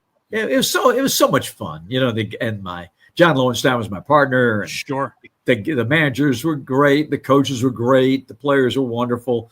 You know, they knew it was my first one, so everybody just went out of their way to be nice, and it was a great day. That's what makes it so special. Would you guys agree that baseball is good? I was the 10th man for the Rays down here. Me and Coach Joe Madden became very close friends. So I did a charity for him, and I was with Tim and Yogi Berra. And Yogi Berra was giving me like needling me, you know, and Don Zimmer stuck up for me. Hey, this kid's a good kid. He helps us out over there because they made me the 10th man. Like I used to have to come up and get the crowd charged up when we played the Yankees or Boston. There was more fans down here of New York and Boston. And nobody was rooting for us, so they had this idea. You know what I like, though, Brian? Here's what I like. I like that to some kid who's trying to succeed in pro wrestling. To them, you're superstar Billy Graham, and you're Vince Scully, Bob Rathbun, to somebody else who's coming up. And the fact that you guys are privy to that and you know that is great, because I've been around a lot of people in my industry in film and television who don't handle themselves in such a class. He was the best. Who aren't so dignified. And my point in this is that it's so great that you guys can understand and recognize that sense of wonder in somebody's eyes when you recognize the fact that you were there once. I was there climbing up. I was trying to get to that place. And the fact that you guys, I know for a fact, again, being in the same circles and having conversations, you guys really are there for so many different people. And I respect that wholeheartedly. I did promise something, and I'm going to deliver. I have a video for Mr. Bob Rathbun and Brian Knobs. I got a video for Brian as well. But I also promised something else very, very quickly right now, guys and gals and pals who are watching. Bob played I'd Pay last time with Terry Porter and Bushwhacker Luke. He played the game. But I have a fun game for Bob that he might enjoy, hopefully as much, while Brian plays I'd Pay. Brian's never played I'd Pay. So, Bob, this is a game called More Underappreciated or More Underrated and Why. And, of course, we'll have Brian Knobs play this game that we just did with D.B. Sweeney called I'd Pay. So, of the following, which do you think is more underrated and why, Bob? Hole-in-the-wall coffee shops, restaurants named Food and Stuff, or diners that are simply named Eats? Ooh. I would say the coffee shop. Coffee shop. Yeah. Most underrated. Most underrated would be I would say so, because I found the little hole in the wall coffee shop, kind of like the hole in the wall bar. Right. You know, the people tell the best stories, and a place like that would be such a magnet for great stories from the people. So I would say the coffee shop. I'm thinking of Ginsberg and the Beatniks. What they inspired during their heyday back in the day with those coffee shops in New York City, in Greenwich Village. If I ever went with diners simply named Eats, I would cast my friend Richard Grieco as someone who's traveling at 2 a.m. in a New Mexico desert with a neon sign that says Eats and the E barely hanging on. Barely. Right. Reads Ats instead of Eats. But this is great. Another one for Bob. And then, of course, Brian, I got another game for you called I'd Pay. Bob, which do you think is more underrated and why of the following? Cottage cheese, German man named Isaac, or VHS tapes? What was the last one? VHS tapes. Oh, VHS tape. Yes. Oh, there's no question. Yes. I mean, obviously the technology has changed, but oh man, I remember getting a VHS machine so I could record games. Sure. This is the greatest thing I had ever seen. I could pop that tape in and watch. It was awesome. Yeah. So very, very underrated. Oh, and I just thought of this as well for research purposes as well, right, Bob? Oh yeah. Yeah. But it was just the fact that this humongous clunker is sitting under the TV Right. and all plugged in and everything else. You had to,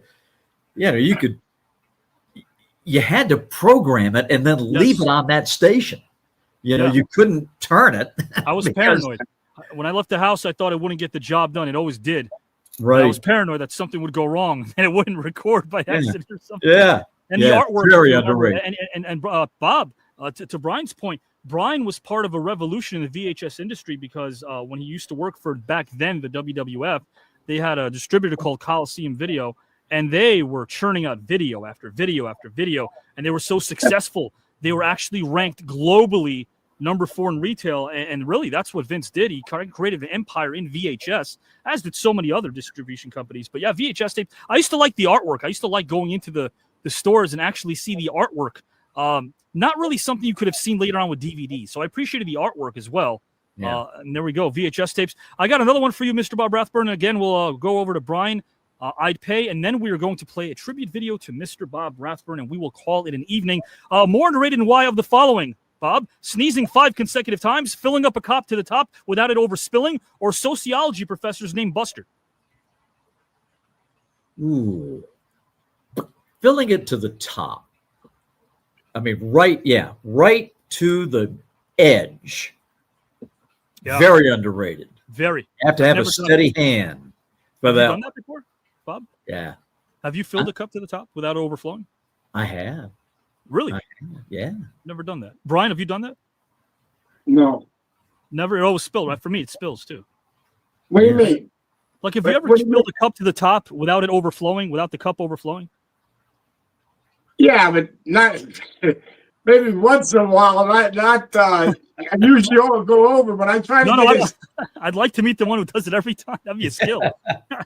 You I'd love know? to see that. But Bob, Yeah, don't you man. feel accomplished when you do that? Don't you feel like proud of yourself when you've done that? Oh yeah.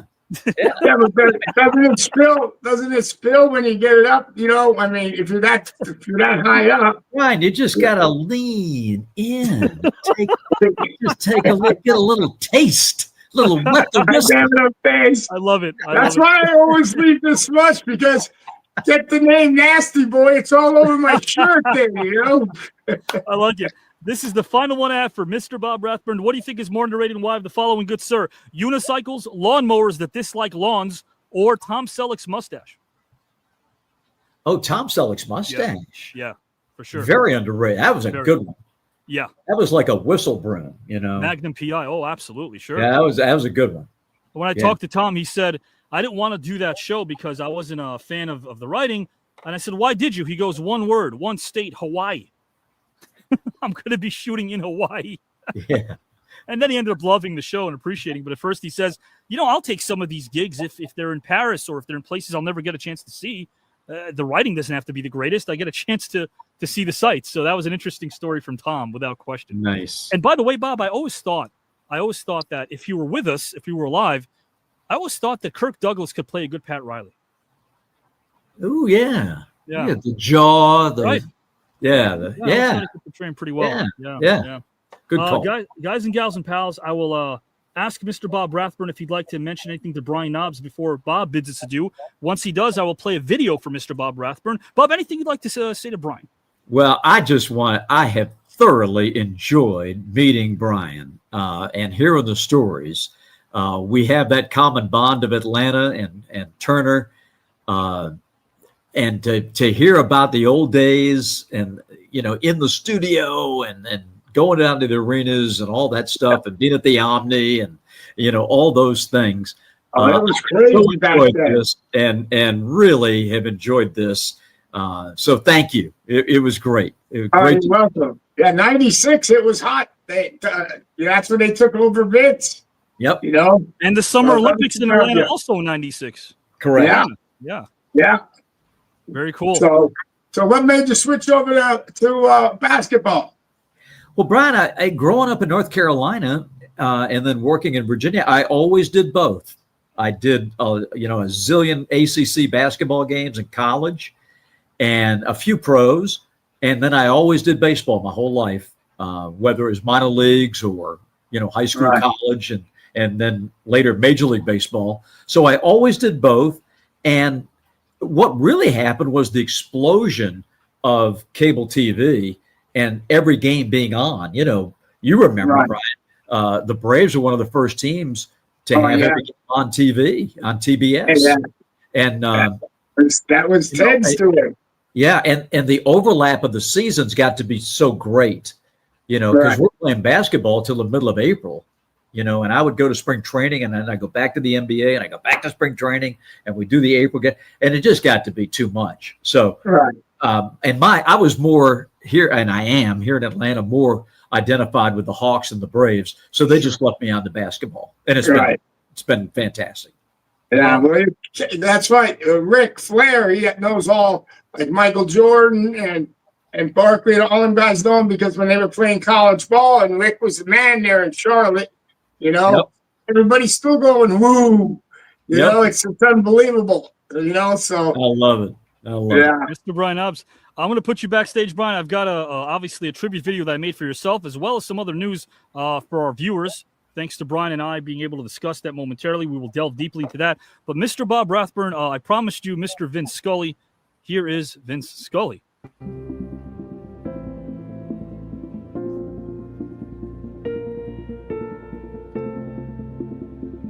Don't be afraid to dream. I've been privileged to share in your passion and love for this great game. I want to sing, I want to dance, I want to laugh, I want to shout. God has been very generous to that little boy, allowing him to fulfill a dream of becoming a broadcaster. My family means everything to me, and I'll now be able to share life's experiences with them. And that's why I would always say to kids, don't be afraid to dream, because it can happen. You go up and you concentrate, and that's it. That's the way I've always been. This field, this game, it's a part of our past.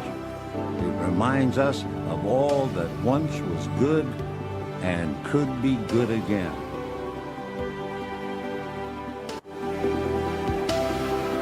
Oh, thank you. Oh, you deserve every bit of it, my friend. Like I said, you've caused many people, including yours truly, to smile through those wonderful words and expressions and sentiments and the way you illustrate. But even beyond that, I'm glad to call you a friend because you're a Hall of Fame sportscaster. But, gosh darn it, as my dad would say, you're a Hall of Fame human being. And that's way more important. Did you have a nice time, Bob? Had a wonderful time. This is something that I have so looked forward to. Thank you. I was so excited when you reached out to say, we want you back. And that was just blew me away. And that was a very nice piece. Thank you. You know how much Vinny means to me. So yes, sir. And I know that was really cool. Thank you very much. I know you mean a lot to him. Speaking of baseball, I'm off to the Braves game. So yes, off to the Braves. I guess I have to ask you the question I forgot to ask earlier. TKN Celebrity Tournament. This is officially round 2. If Bob advances to the next round in this sport of the mind, would you like to win this entire celebrity tournament, Bob Rathbun? Yes, sir. I would. That would really be cool. My friend, I hope you hit a home run today. I know you will. Thank you for joining us. You got it, pal. Thank you so much. Thank you, sir. Bob Rathbun, Brian Knobbs. What a pleasure, getting to know Bob. He's a nice guy. Yeah, absolutely. I could sit down and talk to him. MDB, they were both good dudes. They are. They are. And so are you. And I'm glad all three of you got a chance to meet each other through this platform. Brian, I got to ask you this question, my friend. This is a game that we always play. It's called I'd Pay. And since you never played it, this is our moment of levity. Got a bit jumbled around this broadcast, but that's okay. That's fine. I want to see if you can take a stab at this game called I'd Pay. Which would you pay for to see and why of the following, Mr. Brian Knobbs?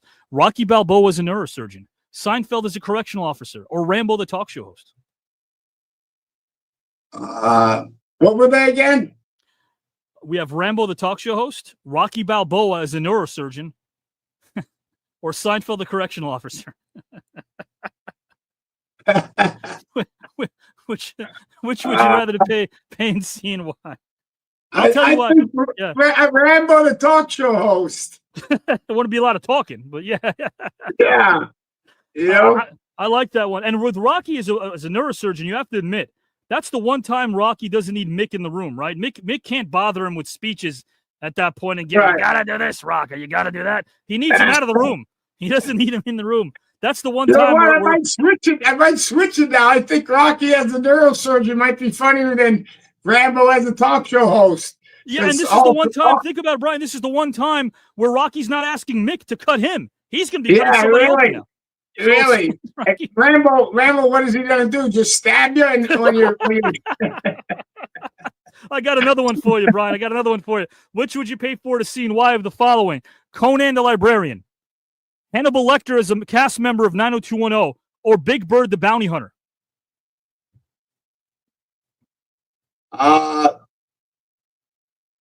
Let's go with Hannibal. In 90210. Yeah. Yeah, they used to like to eat at the Peach Pit, all those 90210 kids from Beverly Hills, and they probably asked what's for dinner, and he would deadpan and go, you're for dinner. Yeah. So there you go. I like that. It's really good. Yeah, Big Bird, I'll tell you what, people underestimate Big Bird, but he used to run the streets of Sesame. He used to run those streets. Big Bird, he used to run those streets of Sesame. Oh, really? Big Bird was, he was a tough cookie. Yeah, he was I read about that. They had a big thing on, what's his name, that the inventor. Oh, yes, of course. No, but I'm thinking when you're watching Sesame Street, Big Bird seems to me kind of like the Gambino of the family, you know, like they're who runs things. The mafioso. Right. That's what it seems like to me anyway. So Big Bird is a bounty hunter, not a stretch. Last one for you, Brian. Which would you pay for to see and why of the following? Freddy Krueger as a personal trainer, Beetlejuice as a runway model, or cast of Goodfellas as studio audience members on Jerry Springer? What was that one with Jerry Springer? A cast of Goodfellas as studio audience members on Jerry Springer. Oh, that would be good. That's a good one. The second one's a good one though too. What was the second one again? What was the second one? Beetlejuice is a runway model. Yeah, that would be crazy to see Beetlejuice as a runway model. You never know what he could do. You know. I'll tell you what, Brian. The cast of Goodfellas on that'd be fighting and. Somebody be getting whacked. That's for damn sure. Somebody's getting whacked. That would have been probably like the series finale of Jerry Springer. Right, exactly. Final episode. Everyone gets whacked. By the way, I got a video for you too as well, my friend. I hope you enjoy this. And then, guys, stick around. Brian and I are going to be talking about some really interesting things. He doesn't want to bring it up, but I will. Brian, guys, has been going through a lot. And he's bashful about it, but I'm not bashful about it. Brian has been going through a lot. Health issues, and here he is fighting. He's fighting. He's here on the broadcast with us. He's giving you his all. He's giving you his heart, his smile, his time, all of those things. I'm asking all of you, and I'll ask again after this video, but I'm asking all of you if you could kindly donate anything that you can to Mr. Brian Knobbs. I'll have the information for you. You guys can see the information. No problem. We want you, and I'll keep mentioning this every broadcast I'm on. I'm on Wednesdays. I'm on Saturdays.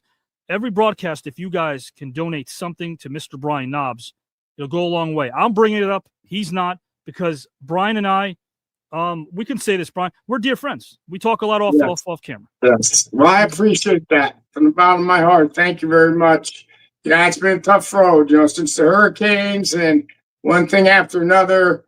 And my foot, getting infected and talking about amputation, and my wife, and then I just get hit with one of my best friends in the world, Hulk Hogan, passing away. It's really a lot to take in mentally, So when you said you want to do this show, I said, I'm always a trooper, and I said, heck yeah, I just got finished putting my IV and the antibiotics coming right before I got on air here, and so just and you were telling me off the phone, I'm just surviving, man, and trying to stay positive. And the fans on my buddy came up with it, because I don't ever like asking. Right. So Red Young is the one that came up with the GoFundMe. Sure. And the people have been so gracious, and they've been also the kind words and the well wishes and the prayers. I mean, I can't thank them enough. I mean, I really can't. I mean, I did one of my for a little video for the GoFundMe. Yes. About 2 months ago, and it got a million views. Yeah, I did. So people are interested out there, and you know what I mean. That makes me really It's in because here they've in my met heart. you, What- what- and they've seen it how makes me sincere feel you that- are, and Yeah, how the you've given the fans so much really, back. Yeah, the fans really care. Without the fans, we wouldn't be here. But they do like the nasty. They do like Brian Knobs. You know, and I'm always nice to people. So I was going to say that. I was going to say our friendship was built not upon someone's resume, not mine or Brian's. It was built upon kindness, really, and respect for each other's people. We wouldn't talk about wrestling. We wouldn't talk about film. We talk about life. Our fathers always come up in conversation. So, guys, for you to know Brian Knobs is to know a person that you can call friend. He's relatable to everybody. And again, you're outpouring 1 million views. Brian's right. The first time he put that out there, it's because you guys know what he's given you, not just in the ring, not just, of course, through memorabilia and toys and action figures and all of that good stuff. When you meet him and interact with him, he's got energy. He's got passion. He wants to make your day. So think about that for a second, guys. Anything you can contribute can help make his day, because right now, this man is a survivor, but we want him to survive this and not have to worry about anything else other than his own health, which is top priority. Now, Brian, I will say this. You did tell me about the program. I asked you, Brian, you know, this whole celebrity tournament, Amazon Prime, it's picking up. One person's going to win this whole thing. You're in it. You're in round number 2. Do you want to skip this? And you were like, hell no, I want to win the whole celebrity tournament. Is that the case, Brian? That's the case. I would have win it. Yes, I'm in it to win it, baby. Bring it on. I love it. I love it. 2 out of 3 will advance tonight, guys. 2 out of 3 will Brian move on to round number 3 because the field is getting smaller and smaller. Will Brian move on to round number 3? I hope so. Come on, fans out there that know the Nasty Boy. Vote for me, baby. It's time for the Nasty Boy to go one step closer to Big 15. 15K and a 5-day, 5-night trip to Greece first class as well. And guys, let's not forget too that the pot is increasing over 15. Round number 3 does start in the late fall, early winter of 2025. So we have some time. But right now, guys and gals and pals, I didn't want to tell Brian this, but I knew he was going with Willie Nelson based on our conversation. So what happens? What do we see here on screen? Who's narrating this video? Mr. Willie Nelson.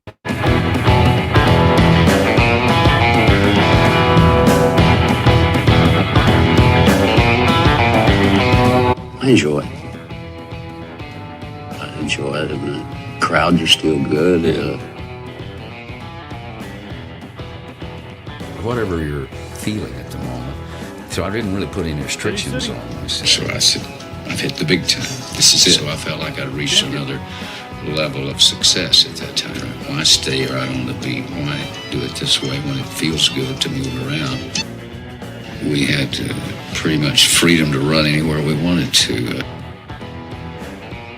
So we went around creating havoc in a lot of different places, and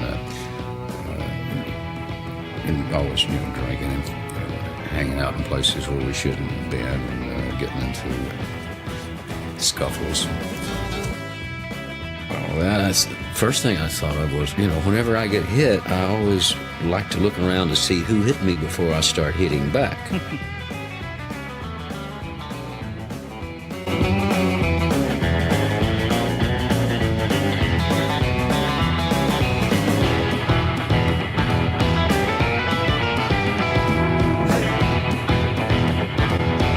Okay? Muddy Waters was awesome. Nobody forgets about Chess Records, but Muddy Waters, they came over to see him and learn from him, and then the Rolling Stones returned the favor and brought Muddy back, and paid for everything, and Muddy was back over again. The one and only Brian Knobs, guys and gals and pals. How about that? That was awesome, man. That was awesome. Trip down memory lane. Thank you very much. You deserve it, brother. You've That done was so much. awesome. Your show's great. Thank you. I'm glad you're kicking butt, brother. You're doing it the right way.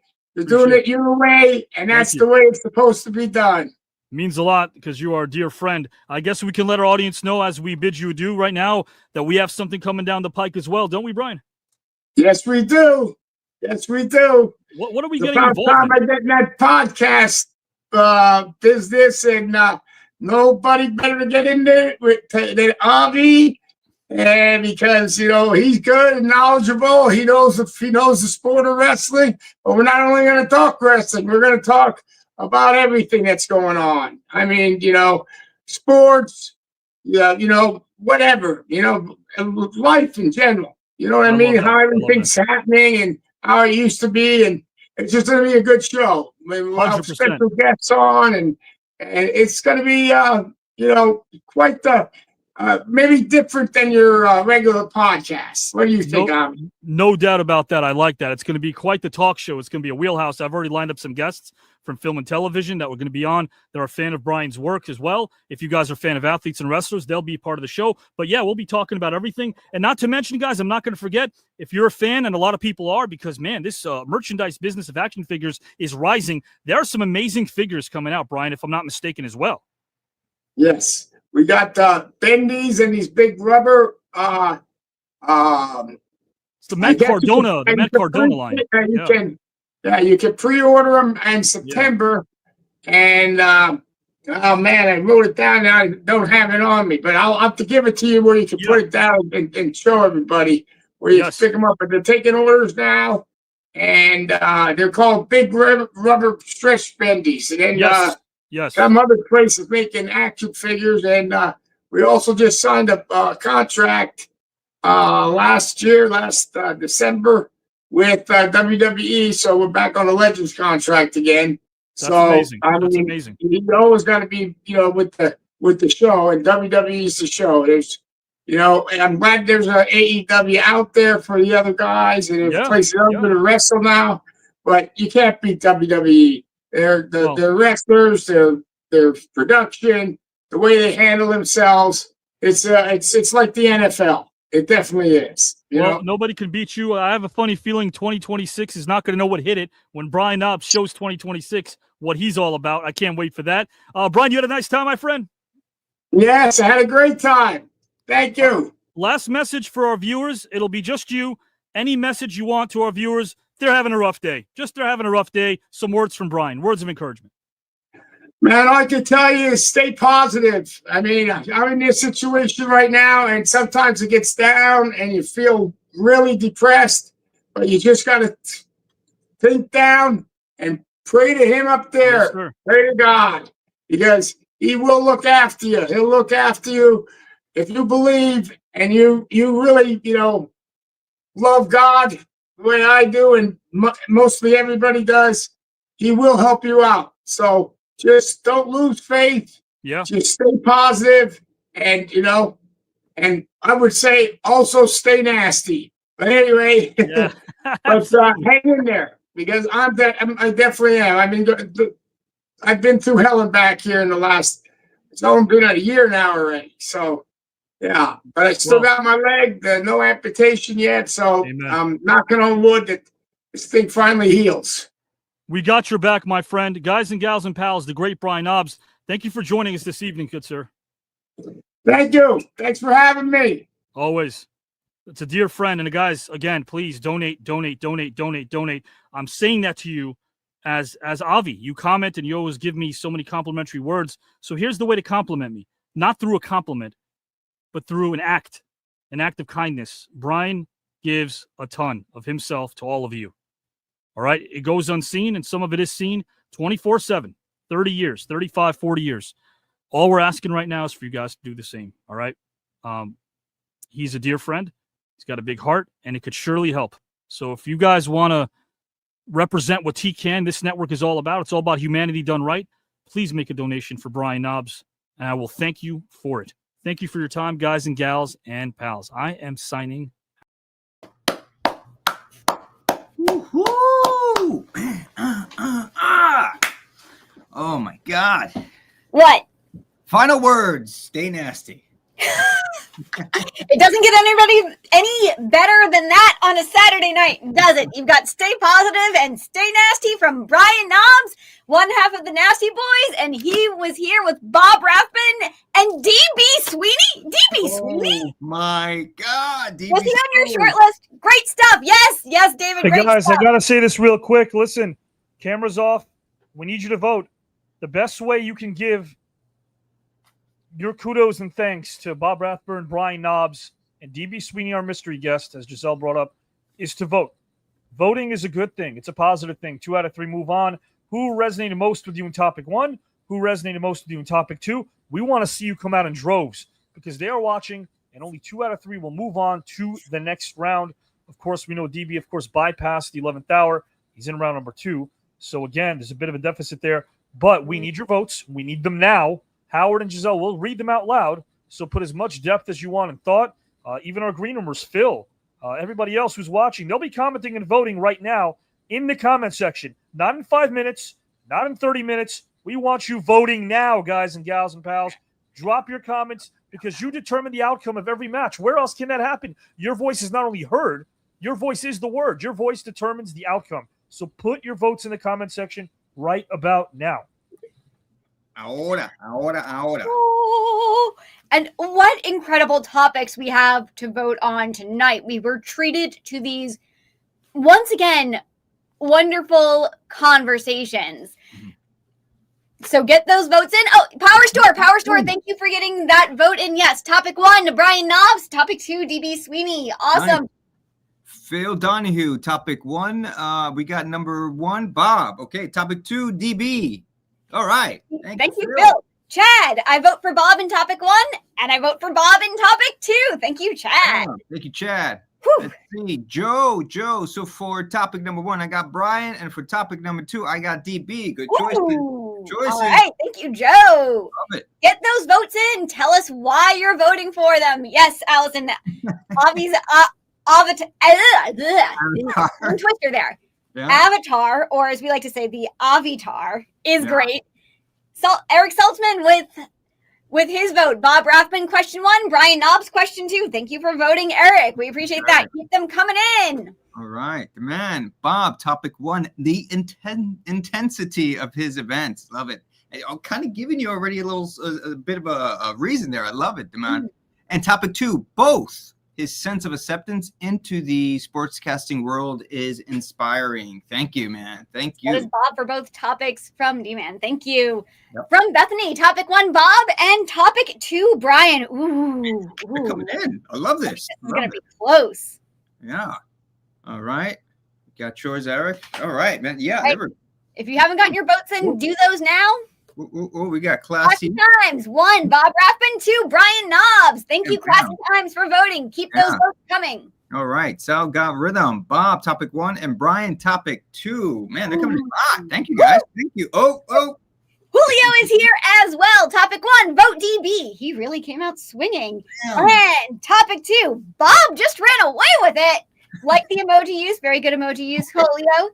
Classy Times says the stories were phenomenal today. They were, and they are phenomenal every week. So make sure you are back here next Saturday night. Yes. Go to that YouTube channel if you haven't already, subscribe and watch last week's episode as well, and all of the previous episodes, because they are incredible. Phil, we got so much from all 3, especially the fact that they all talked about their fathers. It's true. We had a bit of a theme in this first topic. It was Power Store Inc. Bob is always an inspiration overall as well. I loved all these guests, really. I'm with you. Mm-hmm. Christopher, boy, was this a tough one yet again. I understand. As much as I like DB Sweeney, my vote goes to Bob for topic 1 and Brian for topic 2. Thank you, Christopher. Thanks for getting that in. Yes. Brian's coming in hot with those with his votes. It's going to be close, and it's going to be tough. You stole the thought from my head. That's what I was thinking. It's going to be a close one, man. Close one. Wow. It absolutely is. Keep those votes coming if you haven't gotten them in yet. And remember, we are here every Wednesday night, every Saturday night, 8 p.m. Eastern live. No nights off. Never a repeat. Never a rerun. All of this edutainment free for you on our YouTube channel. So share that with your friends and family. Help us get the word out. We are currently at 80,000 subscribers. We have seen that 80,000. Thank you so much for being there. Keep getting those votes in. Jane says Brian was a beautiful soul. If we haven't seen your votes, Allison, thank you so much for getting that vote in, Allison. I vote for Bob for topic 1 and Brian for topic 2. Thank you. That is awesome. Have we missed anyone? If you haven't gotten that vote in yet, please do. They are so important. You will decide who advances to round number 3 of this most star-studded tournament. Howard, how many Hall of Famers and Olympians and major award winners and nominees do we currently have in this? 155. Let that number. Remember, we are nearing the final lap of round number 2. So some of the biggest names for both 11th hour and round 2 are still to come. You've been waiting for them. We've been waiting for them. We are eagerly awaiting their return. We want to see them as much as you want to see them. Oh, we've got a vote here. Howard, why don't you go ahead and read that? No problem. The Spanish fly, Angel Miguel Torres. He says, my vote, topic 1 is Bob. And for Brian, topic 2. Again, great choice. I'm telling you, Brian's sticking in there. Yes. That is a lot of celebs, and there are more coming. So that number may very well increase. And those are, there are some we have who aren't even in Hall of Fames yet, David, or haven't won an award yet, or maybe in the running. That number actually increased earlier this year. Did. Yeah. I want to know who wins this. We all want to know who wins this. We want to know who wins tonight. We want to know who wins the whole thing and gets that Tom Sizemore Memorial Cup. That's a ton of votes. We definitely have a lot of votes in here. Dakota, I haven't seen your vote yet. Matt Christie Reese, haven't seen your vote yet. Get those votes in. We want to know who is advancing, who is moving on, and why are you voting for them? Yeah, that's how did they resonate with you? Yep. Our audience, you, the engine, you have such great insights, such great perspectives. I love reading them. It's like little thesis papers you guys have in your comments. I love it. So always, I encourage it all the time. They're just amazing insights. Giselle, what do you think of some of these? There are the engine and their insights. Oh, the engine's great. We certainly wouldn't be here without the engine. You are the audience that keeps coming back and saying, you love this, you enjoy being here, you love what we're putting out, you love the kind of content this is, you love the concept that this is and has. Whew. Oh, there we go. Matt, Chrissy Reese, DB in first, Brian in second. All were fantastic. It was really hard to vote. And speaking of it being really hard to vote, I just saw Jane Doughboys in there, Brian twice. So that is Brian for topics 1 and 2. Love it. Howard.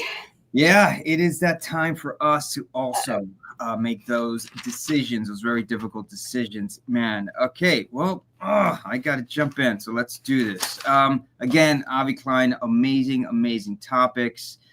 Bob, he talked about his dad and how he would love for him to just figuring out how to work on a car was a difficult something difficult for him and how his dad was also, God bless him, was a World War II veteran.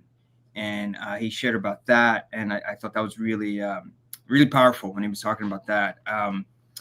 And then DB also talked about, oh, man, I love that image of what his perfect evening would be after a meal, open up some scotch, and they're just talking about books. Mm-hmm. I love that. That really resonated with me. And Brian talked about, how initially his dad was really tough on him about wrestling, but, he acquired a great work ethic from his father. But ultimately, that image that DB painted of, just being able to talk about books with his dad spoke to my heart. So DB gets my vote for the first topic, but all three gentlemen really just knocked it out of the park. Topic 2. Day in the life. Again, Mr. Klein, amazing topic. Great topic. Man, DB talked about a film experience with Coppola and how he spent a day with also James Earl Jones, how James Earl Jones would narrate that entry. I thought that was amazing. Yeah, not at all. But Brian, man. Brian talked about March 31st, 1991, winning the first time he won those tag team belts, and what that meant to him at that very special WrestleMania, and the hilarity of Willie Nelson almost stealing the belt away after a crazy night. My vote for topic number 2 is gonna go with Brian. So there you go. Thank you, Howard. Oh boy. Wait, does that mean I'm in the hot seat? Hot seat. Look, they were barely done topic number 1, and I'm already sitting here thinking, I do not want to vote on this topic. It's so hard to vote on this one when they all say something that resonates with you, that makes you feel and think and love, and the theme throughout the night of fathers and sons, and very important to Avi and very important at this time of year for him. It's, oh gosh, I really I really have no idea how to narrow this down. Rathbun talking about necessary skills and how did you become the person you are? How did you become the persona with the work you had with Vin Scully? Oh gosh, D.B. Sweeney with talking about his dad and Aristotle, which every storyteller, right here, yes, right after my own heart, gets me right there. And then Brian Knobs, also with his dad and the connection to Willie Nelson. Ultimately, I am going, oh gosh, this one's so close. I know. Topic 2 is more clear cut. Yeah. For me. Topic 1, I'm going with Rathbun for topic 1. That's a solid choice. I know. Yeah. So, topic 2, as I said, this one is definitely more clear. I'm definitely going with Bob Rathbun again for topic 2. And what I loved about his choice is it's not a big, flashy choice. Mm-hmm. It's this spring training game. Mm. It's this subbing in. He shows a great humility in his work. We know from his first match that he does still look at his tapes and he does want to make sure he's still doing a great job. And he does continue continue to place that emphasis on learning and making sure everything lines up. And so choosing this game that probably means absolutely nothing to anyone else, that no one but him is going to remember. Yeah. Showing this very humble spirit in choosing that, knowing that that's when you made it, not when you're calling for the Hawks and the Dream and the Braves and the this and the that, and not winning the Emmy and not winning Sportscaster of the Year. Choosing that one spring training game. I really loved that choice. So Rathbun gets my vote for topic 2 as well. Yeah. I couldn't but help think, and thank you. You described that really beautifully. That moment when you fall in love with something, right? And I was just thinking the first time you fell in love with storytelling, right? And what was that like for you? I'm asking. I would love to actually, if you don't mind, I would love to know that. It was, gosh. It was a feeling of home. I know so many artists say that, dancers say that, storytellers say that. The moment they step foot on stage, you just know. You just know, and you're there, and it captivates your soul, and it never lets go, and you never want to leave, and you have to find some way to continue doing it forever and ever and ever until you die. It's this great feeling that you're yourself, but you're so much more, and you're giving to so many people. And like that DiMaggio quote we heard earlier, well, it might be some boy's first time, it might be some child's first time seeing DiMaggio, so I'm going to play like DiMaggio.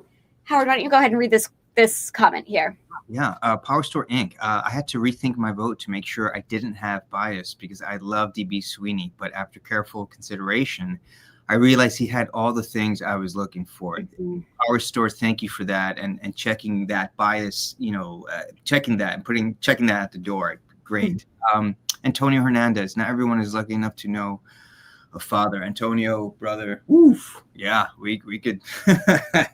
That's very thank you for sharing that. I really appreciate that, and love to the big guy as well behind the in the back, because we all know what this month is for him. So. Well, you know, guys, what's in store for all of you is the result of this match, which I'm going to play. You can't go anywhere. You need to message everybody right now. Even Howard's going to bust out the old phone while he's on screen and texting people to watch who advances. He's going to do that now. Show us the phone, Howard. Show us your phone. Lift it up. There it is. It's invisible. Howard is going to – we want to see who's on your list over there, you quack. But, guys, Howard Collado is going to text people in real time right now. I love him. And he's going to ask people right now to sit on the edge of their seat to comment, because after the voting, we have our outro, which means you get to take a look at next week's matchup. Guys and gals and pals, you don't want to miss anything. You don't even want to miss what's going to be on screen after the outro. What about that? After the outro, there's going to be something on screen. That's right. After the outro, there's still a moment that will, I think, hopefully grab your attention, guys. Now, again, I will announce the winner in about 60 seconds. I'm going to go backstage. We want to see you commenting. That helps us a great deal. We don't want money. We don't want a cup of coffee. We don't want to turn on super chats, live chats, any kind of chats that require you to give us money. We don't want your money. I don't want your money. I already got plenty of money. I don't need money. What I want is all of your love, your comments, your empathy, your mind, your ability to connect with us through the written word.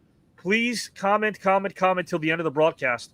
We want to show the suits and ties that even though we have 1,291 watching, and in the last week alone, 188,000. Last week we broke a new record, an all-time record. If you go right now, you're on YouTube, if you're watching us, if you click live on our channel, you'll be able to see last week's episode. It garnered 188,000 views, I think 189 or 188, something along those lines. But either way, it's the most viewed episode of all time in TKN history. We've been saying a lot of that. Last week was Core Nemec, Emmy Award nominee, best known for his portrayals, Parker Lewis Can't Lose. And, of course, guys and gals and pals, we also had Aaron O'Brien, independent storyteller. And, of course, who can forget?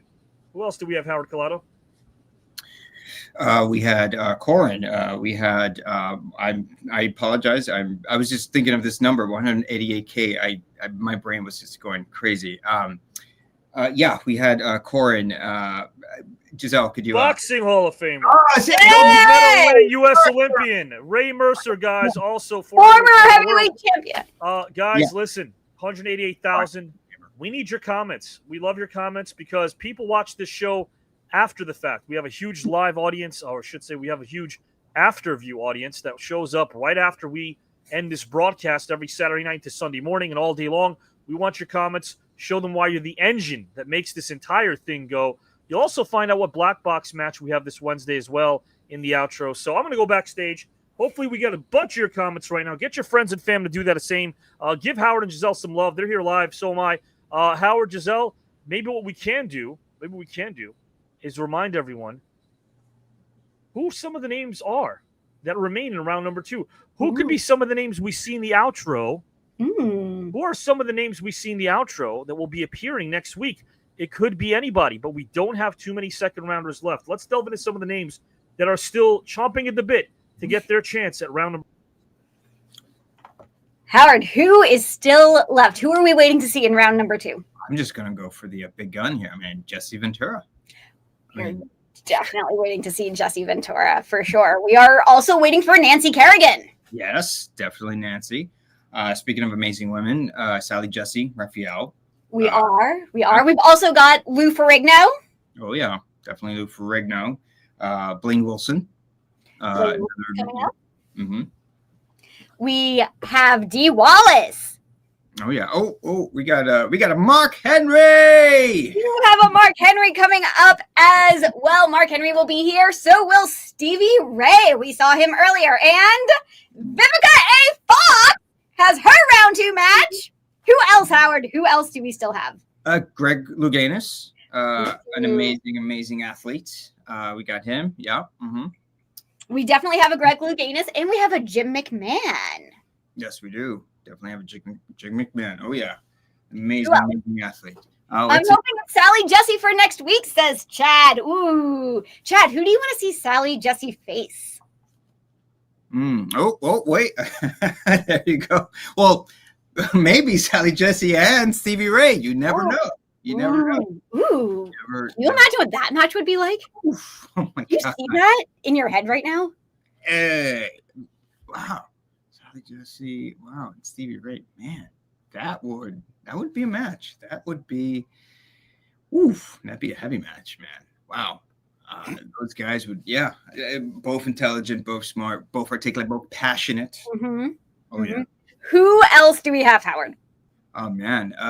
Who else do we have? I mean, we have also Ty Lawson. We do have Ty Lawson. Hmm? Oh, Julio. Let's not forget Avi himself. He is a Hall of Famer to all of us. Julio. Oh, yeah. Wow. Oh, yep. We have John Lovitz. We do.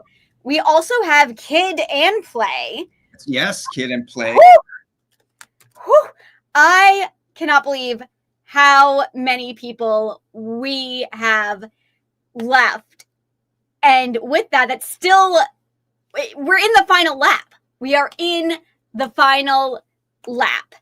So round 2, we're almost done. You've seen them. The bigger names are still to come. We have a Raymond J. Barry still to come. We have a Bronson Pinchot still to come. We have, oh gosh, so many people. We have an Eric Dickerson still to come. Yes, we do. Howard, who else do we still have? Oh, man. We have Tretch. Tretch is still to come. Yeah. Oh, yeah. Who else? Amazing athlete. Man, you name it. I mean, we got,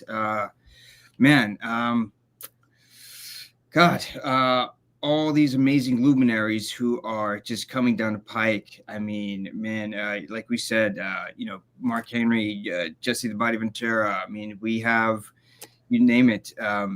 Man, it's just so many. My brain just goes, what? My brain goes overload with so many. It's, just. We have Barbie Kelly Blank. We do? Oh, yeah. That we do. a former WWE champion. We have, staying in that world, we have Mandy Rose Sacamano. Yes, we do. Oh, yeah. Oof. I mean, we have people from every field and every genre. We have more storytellers on the way. We have more athletes on the way. We have more wrestlers on the way. Al Snow is coming up. Oh, yeah. Definitely Al Snow. We have such a vast diversity of talent. And I think that is so much part of what makes this tournament, just incredible and special. So many different perspectives, so many different experiences that they bring to the table. I mean, look at tonight. You had an amazing pro wrestling legend. You had, Bob Rathbun, with his amazing experience, and it's just, and DB, I mean, oh my God, that was just an incredible surprise. I mean, so again, between all three of those guys, the amount of experience, the amount of but also similarities, right? When they were talking about fathers and how, they all shared that connection with their fathers, and finding out that they share that with each other as well. And what their fathers, thought made them feel and think. Yeah. The Avatar has shown up. Does this mean? Howard seems so nervous to find out the results. Hey, we need to go backstage. You want to go backstage, Howard? I could also stay on and find out who it is. I mean, it's on the edge of my seat here, buddy. Are you really? Yeah. Oh, yeah. Guys and gals and pals, Howard was texting me. Go ahead. You want to knock your chair to the floor? You want to throw stuff? Go ahead. We're live. Let's find out right now who's going to advance to round number 3. Guys and gals and pals. 2 out of 3 move on. Mm-hmm. Let's find out now whether Bob Rathbun, Brian Knobs, or D.B. Sweeney move on to round number 3.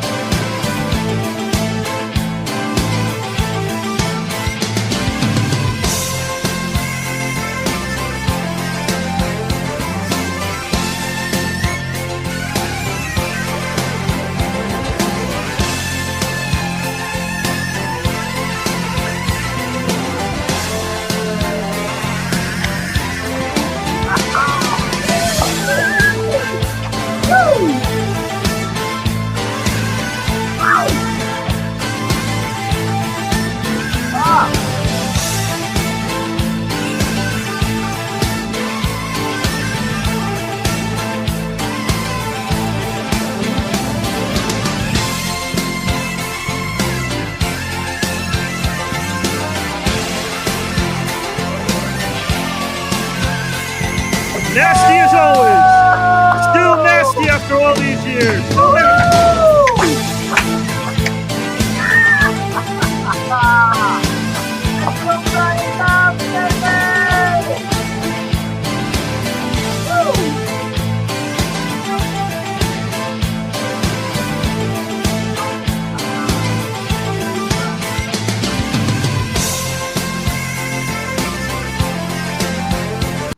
It was close again. It was close again. It was close again. It was close again. I saw those votes coming in. I had no idea. Yeah, I knew it was going to be. Guys, we have something called the John Amos Cup. Again, we lost John Amos last year around this time, a little bit over a year.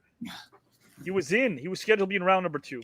John passed, and as a result, there's going to be, once round 2 is over, a special broadcast on a Saturday. Once round 2 is over, where prior to this particular episode, we already would have voted in 4 people that have been eliminated who can get one shot to take that spot that John Amos had, so they can get another shot at round number 3. Will it be a D.B. Sweeney or anyone else that we've lost that have been eliminated, a Gene Banks? Who knows? There's so many, but again, so there's still one little bit of hope for some of those who've been eliminated for that John Amos Cup. But we've had a lot that have been eliminated, but not from TKN, guys, because this is a place where strangers leave us friends, no matter what, competitive camaraderie. There's nothing wrong with playing a pickup basketball game or any sport that you like with your friends, and at that moment you want to rip their heads off, but once it's all said and done, hey, there's a handshake. You're talking about the next game. You're talking about the game itself. You're bonding, and that's what this place is, guys. Of course, people want to win. There's nothing wrong with wanting to win. There's nothing wrong with that. Don't let 2025 tell you otherwise. Winning is great, especially when you're winning something that means something. It's not just the trip for Greece or the 15 grand. It's what this place stands for. And I'm glad that the Suits and Ties now are seeing what they couldn't see last year in 2023 when this thing started. They're seeing that this tournament is quite special. There's really nothing like this. And I'm not saying that out of I'm not trying to be braggadocious when bringing that up. What I'm trying to remind you guys and gals and pals is that innovation should never take a rest. We are always thinking and breathing and sleeping TKN, because we're thinking and breathing and sleeping what TKN means. It means getting all of you involved in the conversation. Of course, we're going to go live. Of course, we're going to be at an event in a town near you very, very soon. Yes, but in the meantime, here on Saturday nights, we are showing people that even through the digital sphere, we can connect in ways that nobody thought possible. So we're doing that. Keep commenting. Keep commenting. Thank you so much. No one to brag when it's the truth. Thank you, Power Store. Absolutely, the importance of human connection. Yeah, after all these years, Mr. Brian Knobs. Hey, guys, give it up. Round of applause. Brian Knobs made it. It was very close with DB.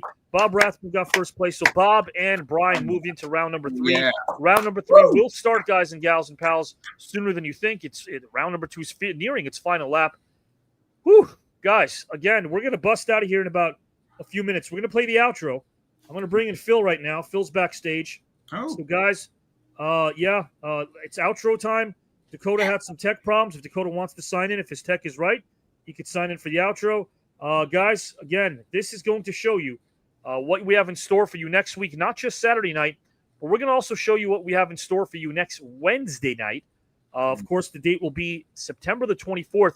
The Team Challenge, the Celebrity Team Challenge, will return. We have a matchup featuring 2 teams, one TKN host, of course, teaming up with their celebrity teammate. We'll find out exactly which team, or which teams, I should say, will be on live this Wednesday. And in the outro, we'll also find out which match we have coming up next Saturday night. And after the outro, guys and gals and pals, stick around for a little fun Easter egg. I think you guys will like it. Chad, another incredible night with TKN. It's always educational, so much fun. Thank you. Keep commenting during the outro. We love to hear your comments during the outro as well. So, guys and gals and pals, let's bring in Phil. All right, Phil. Brian Knobs moves on. Bob Rathbun moves on. Are you excited about what happened tonight, Phil? Oh, what an awesome night. Everybody just giving their hearts, especially talking about fathers. I mean, that's something we could all identify with in some way. You know, it's just amazing. Beautiful. Guys and gals and pals, keep your eyes on the outro. Keep commenting as always. We love those comments. It helps our channel out a lot, as do subscriptions. Please let your friends and family know to subscribe as well. We have hit 80,000 subscribers in 21 months. That's pretty awesome as well. Pretty soon we're going to be at 6 million total views, all in 21 months. So we are kicking butt thanks to all of you. Not us, thanks to you. Watch the outro, comment as well. And this is a fun part of the broadcast as we end every Saturday night with a look at who is coming next Saturday night. Who's coming prepared for their second round matchup? Or will it be an 11th hour matchup? Who knows? Keep your eyes on the screen and find out. But first, a top 10 countdown of some of those contenders who could win it all.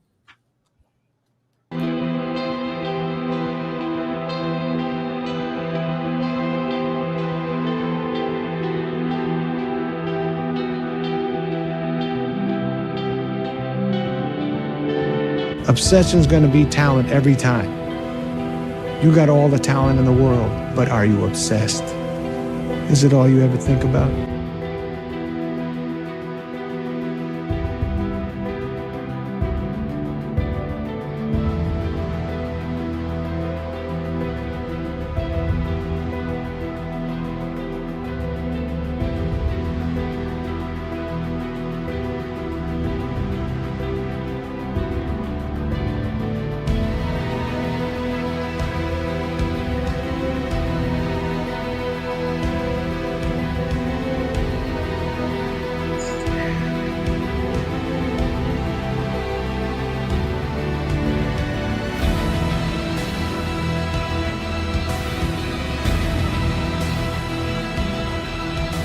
I think when you play professional sports, people you meet along the way, it's about the friendships that you're able to meet and maintain those friendships, and to be blessed with so many people who come from so many different backgrounds, but yet you've been able to have this bond.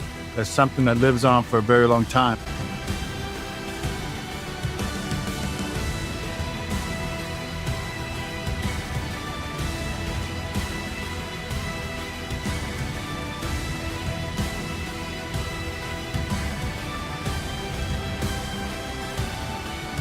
Probably have to go with Jesus as being my historical figure. When you're looking for survival somewhere, I mean, his gracious Heavenly Father above built this place, so I think he has a pretty good navigational process to get through a forest in some capacity, way, or form. I was very fortunate to have Jerry Rome as my quarterback coach. He did a lot of work with me in those first 2 years on the other field when the defense was doing their scripting plays and such. So I had a great coach there that helped me, and we worked on our reads and our system and the fundamentals that enabled me to be successful in the pros.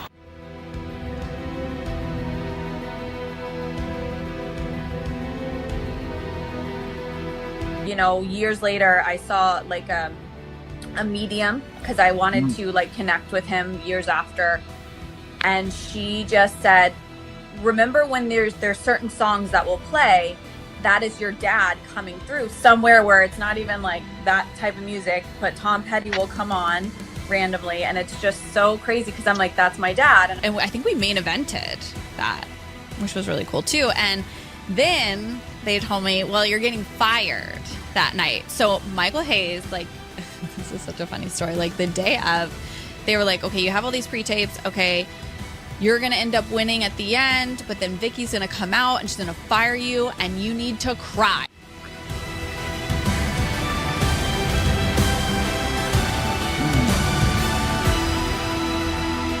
We don't talk about the movie on set. We do it. Absolutely. And that's how I like working best. I don't like showing up and talking about it. I like showing up and doing it. If you're going to talk about it, let's talk about it, either on the phone or in person, in rehearsal, whatever it is. But let's not start at A on set. Let's start at M or L or P on set. Let's be halfway through the alphabet, so we know what we're doing. That's how I like going to work. She wouldn't even walk around the house in a nightgown before she met you. Do you know who reads Playboy? No, tell me. Movie producers, directors, agents, TV people. The people who produce Charlie's Angels read Playboy. I have this feeling about Dorothy. This hunch that she's gonna be a big star in the movies or on TV, I don't know, but a really big star.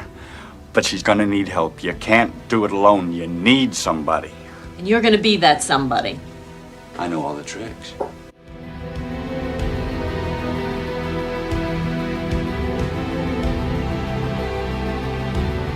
Everybody's aware of their own consciousness because you have to be.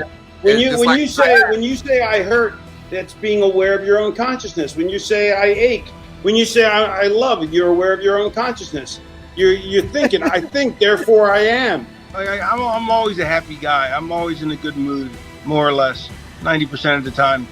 But when I'm confronted with my lows, it makes me sad and it makes me, regret stuff and want to change things. And I hate those feelings.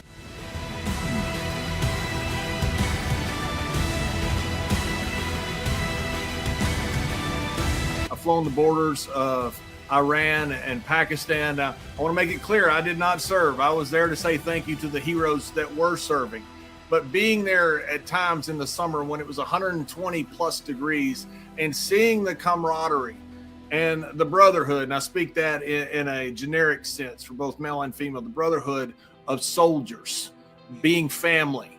I believe that it's one of the reasons is because it's an all volunteer army. They may not choose to be in Iraq and Afghanistan, but they chose to be in the Army. The main thing I enjoy doing, I work with this wonderful group out of Memphis Inner City Rugby, that works with kids in at-risk, low-income areas, and they do wonderful things using sport as their primary carrot to get the kids in. They have a 100% graduation rate, 100% non-incarceration rate, 100% of kids are going somewhere after high school, either college, military, or trade school. They just do wonderful work.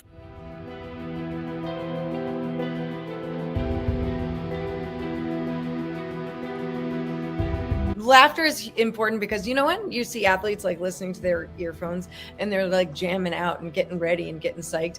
I could never do that.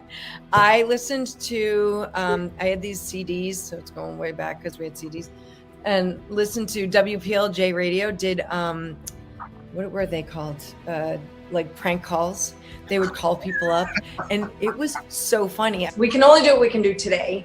And one thing at a time. If you try and do, everyone wants to multitask, but if you're doing things at a high level and very well, you can still multitask, but can you do them all really well like that?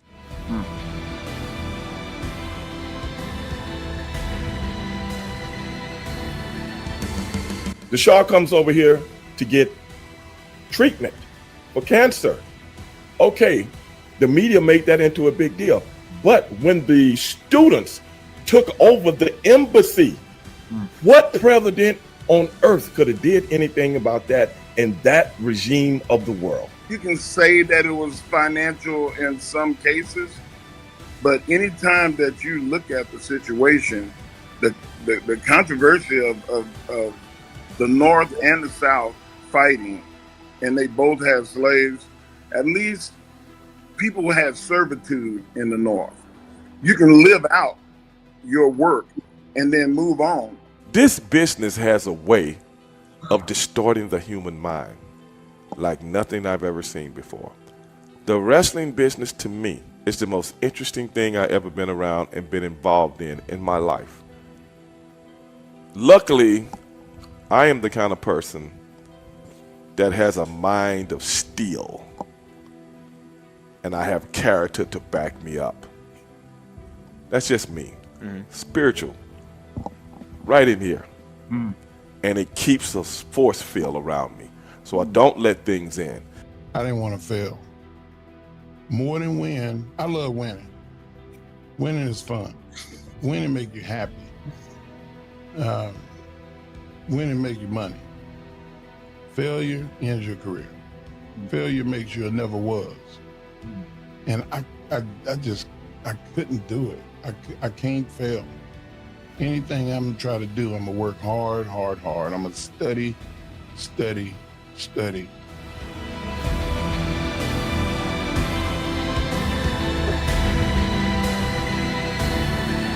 Men have always endeavored to keep women from enjoying the equality that they would have if they if they had their own incompetence. There's no such thing as anything that you learn that isn't helpful or valuable. For me, the value is that my grandson's child, whom I will not live to see, can look up his grandmother, great-grandmother, thanks to people like you.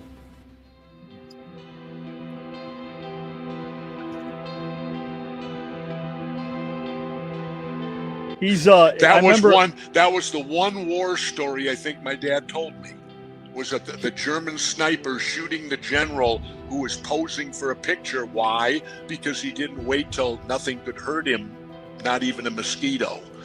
I like that. I still feel Jesse Ventura can come out and be Sergeant Blaine. Jesse Ventura can come out and be an astronaut. Jesse Ventura can out and be this, be that, a cowboy, or anything like that. But do you want to know what my ultimate goal is in Hollywood? I would love to do a film with Robert De Niro. I'm a big Robert De Niro fan, and I would really enjoy doing something with him sometime. So if he's out there listening, I'm available, De Niro.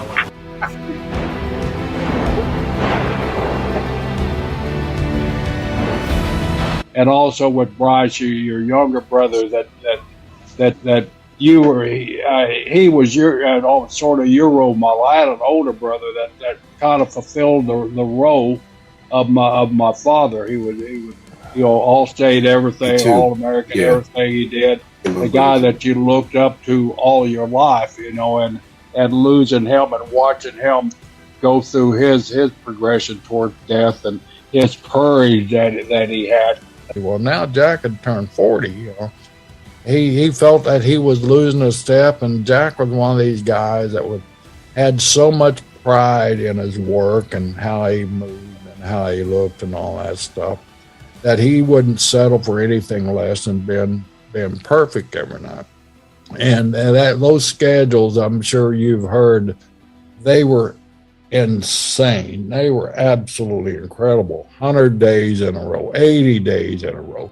And the gentleman that I would pick as a president candidate would be Coach John Thompson, my coach at Georgetown. One situation where we would go to a restaurant and we would tip after the meal. Now, we were on per diem. We weren't on getting for $39 a week back then in college. And so I was trying to make my money last. So at the end of the meal, when the tip came, I didn't tip enough. And I was a freshman. I was trying to make my money last. And he penalized the whole team. My teammates today are still mad at me over that.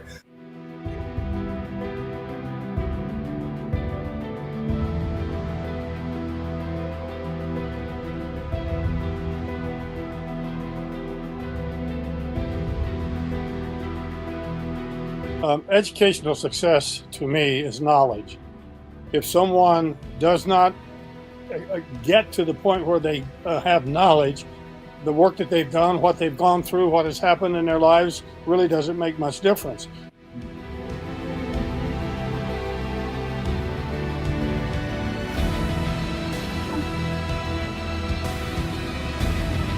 Everything in life, every decision you make has a price. Everything has a cost. You get nothing for free. And unfortunately, too many people these days try to get a free ride. They try to get the experience without the cost. Ages ago, if you made a decision, there was a preeminent price that was there in your face. Real knowledge is not information. It takes a matter of information and experience together that make real knowledge. So you have a bunch of people, fans, that now have access and are privy to information, but have no actual experience. And since they have the information, they think they now have knowledge and an understanding of a business that they've never been in and have never had any experience. We're at dinner one night and my dad announces that this concrete basement that we use as our playground in the wintertime was going to be converted into a couple bedrooms and a family room and an office space. And the big deal was one of those bedrooms was going to be mine. So as soon as he told me that, I asked him if he could make me a wall of cork. He asked why, I explained. He said, I can't promise you anything, but we'll see what we can do. So I have some time on my hands. I write down all my goals. I have junior high, high school, college to attend. But the very top of that wall is going to sit, I'm going to play in the National Football League.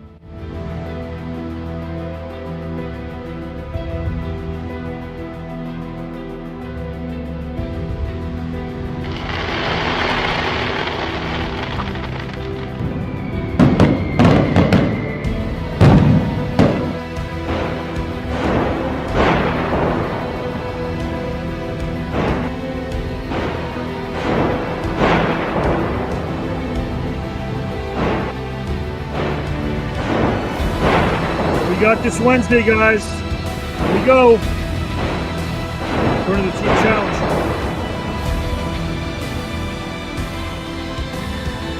She is. Their teammate, former NBA owner GFP Babcock, third rounder as well in this tournament. He's taking on, yes, the people on another third rounder, Joe. Another third rounder. Equal feet. His teammate Jeremy London, Joe. His teammate Jeremy London. What a match this is going to be. These four on the green together? Incredible. Guys and gals, look at Howard's reaction. He can't wait to see the match we have coming up next Saturday night. Who is it going to be? September the 27th. Stick around. Stick around, guys. Don't go anywhere. What do you have coming?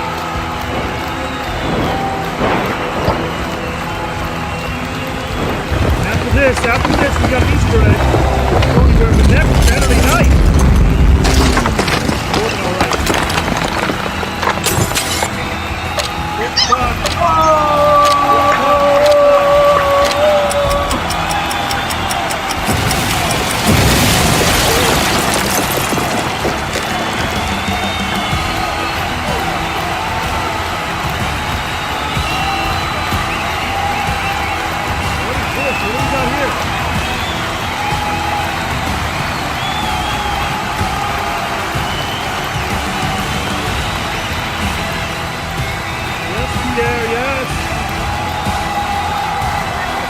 Comic who's also a guest comedy writer. How about that? Guest comedy writer.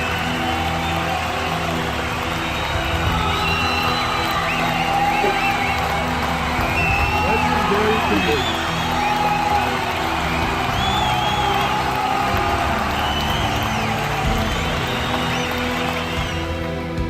We have never seen these folk on the network before, guys. First time ever. You'll know. You'll know. You'll know once you see him. You'll know. You'll know all of them.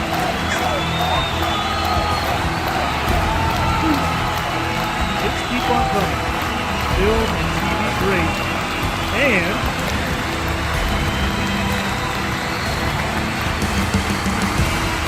a legendary comedian. We've had a lot of those, right? Robin Williams. Next.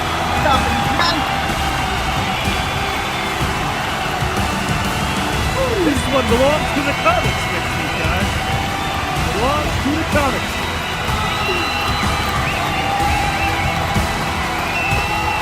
You are going to laugh, and laugh some more, believe you me. Look at that line. Stand-up comedy. This guest comedy writer. A film and TV great. This happens to be a legendary comedian and a legendary comedian. All on screen next Saturday night. I can't hear you guys on screen. Look at this match opening. Doubt it. Doubt it. Doubt it. Because now it's time for the Easter egg, guys. Howard, Giselle, we promised you an Easter egg. Do not go anywhere because guys and gals and pals, last I checked, it is still September 20th. Hey, Phil. Oh. Hey, Phil. Happy birthday, dear Phil. Happy birthday to you. Happy birthday, happy birthday, happy birthday, dear Phil. Howard didn't know, Giselle didn't know, Joe didn't know. Now you know. Blake, take it in, Phil. Take it in, brother. Let's go. Happy birthday, dear Phil. Happy birthday to you. Happy birthday, happy birthday.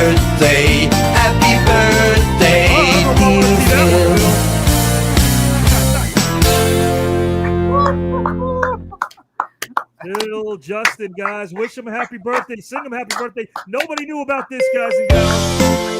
Not even the TKN host. I love that picture. I love it. Love you, Phil.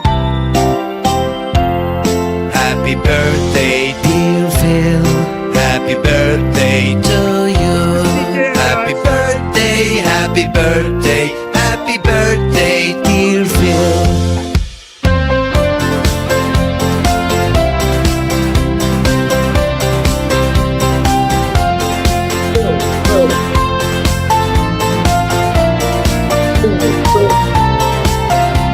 To Phil. Now officially, and a 1. Joe, unmute just for this song, please. Just for this song. And a 1. Unmute for the song. And a 1. And a 2. And a 1, 2, 3. Everybody. Happy birthday to you. Happy birthday to you. What I forgot, huh?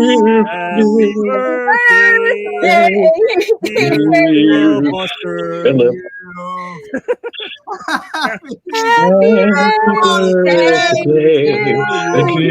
many more.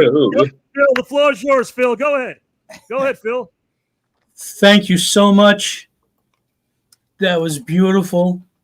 A lot of memories flashing before me. I really love you guys. There's no place I'd rather be. And hopefully I'll have a lot more birthdays with you guys. Yes, you will. It's amazing. It's wonderful. Bless you all. Thank you so much. I kept this from the entire cast, Phil. Nobody had any idea. Nope. This was going on. I Well- wanted to make Phil think I was angry at him a bit earlier so he could be completely caught off guard. And here we go. It worked. Happy It worked. birthday, Phil. 100% Hey guys, really worked. quickly. I love Phil. Love him. Known him since 2004. As a storyteller, I've said it many a times. Of course, auditioned for one of my first films. Man, oh man, since then we've kept in touch. He came on the scene here at TKN a few years back and has been such a very big part of this thing because of not only what he does on screen, but again, how I feel about him off screen. So Phil, many, many more birthdays to you, brother. And guys and gals, don't go anywhere just yet. We saw the outro. Happy birthday, Phil. Love you guys. With all my heart. Happy birthday, Dad.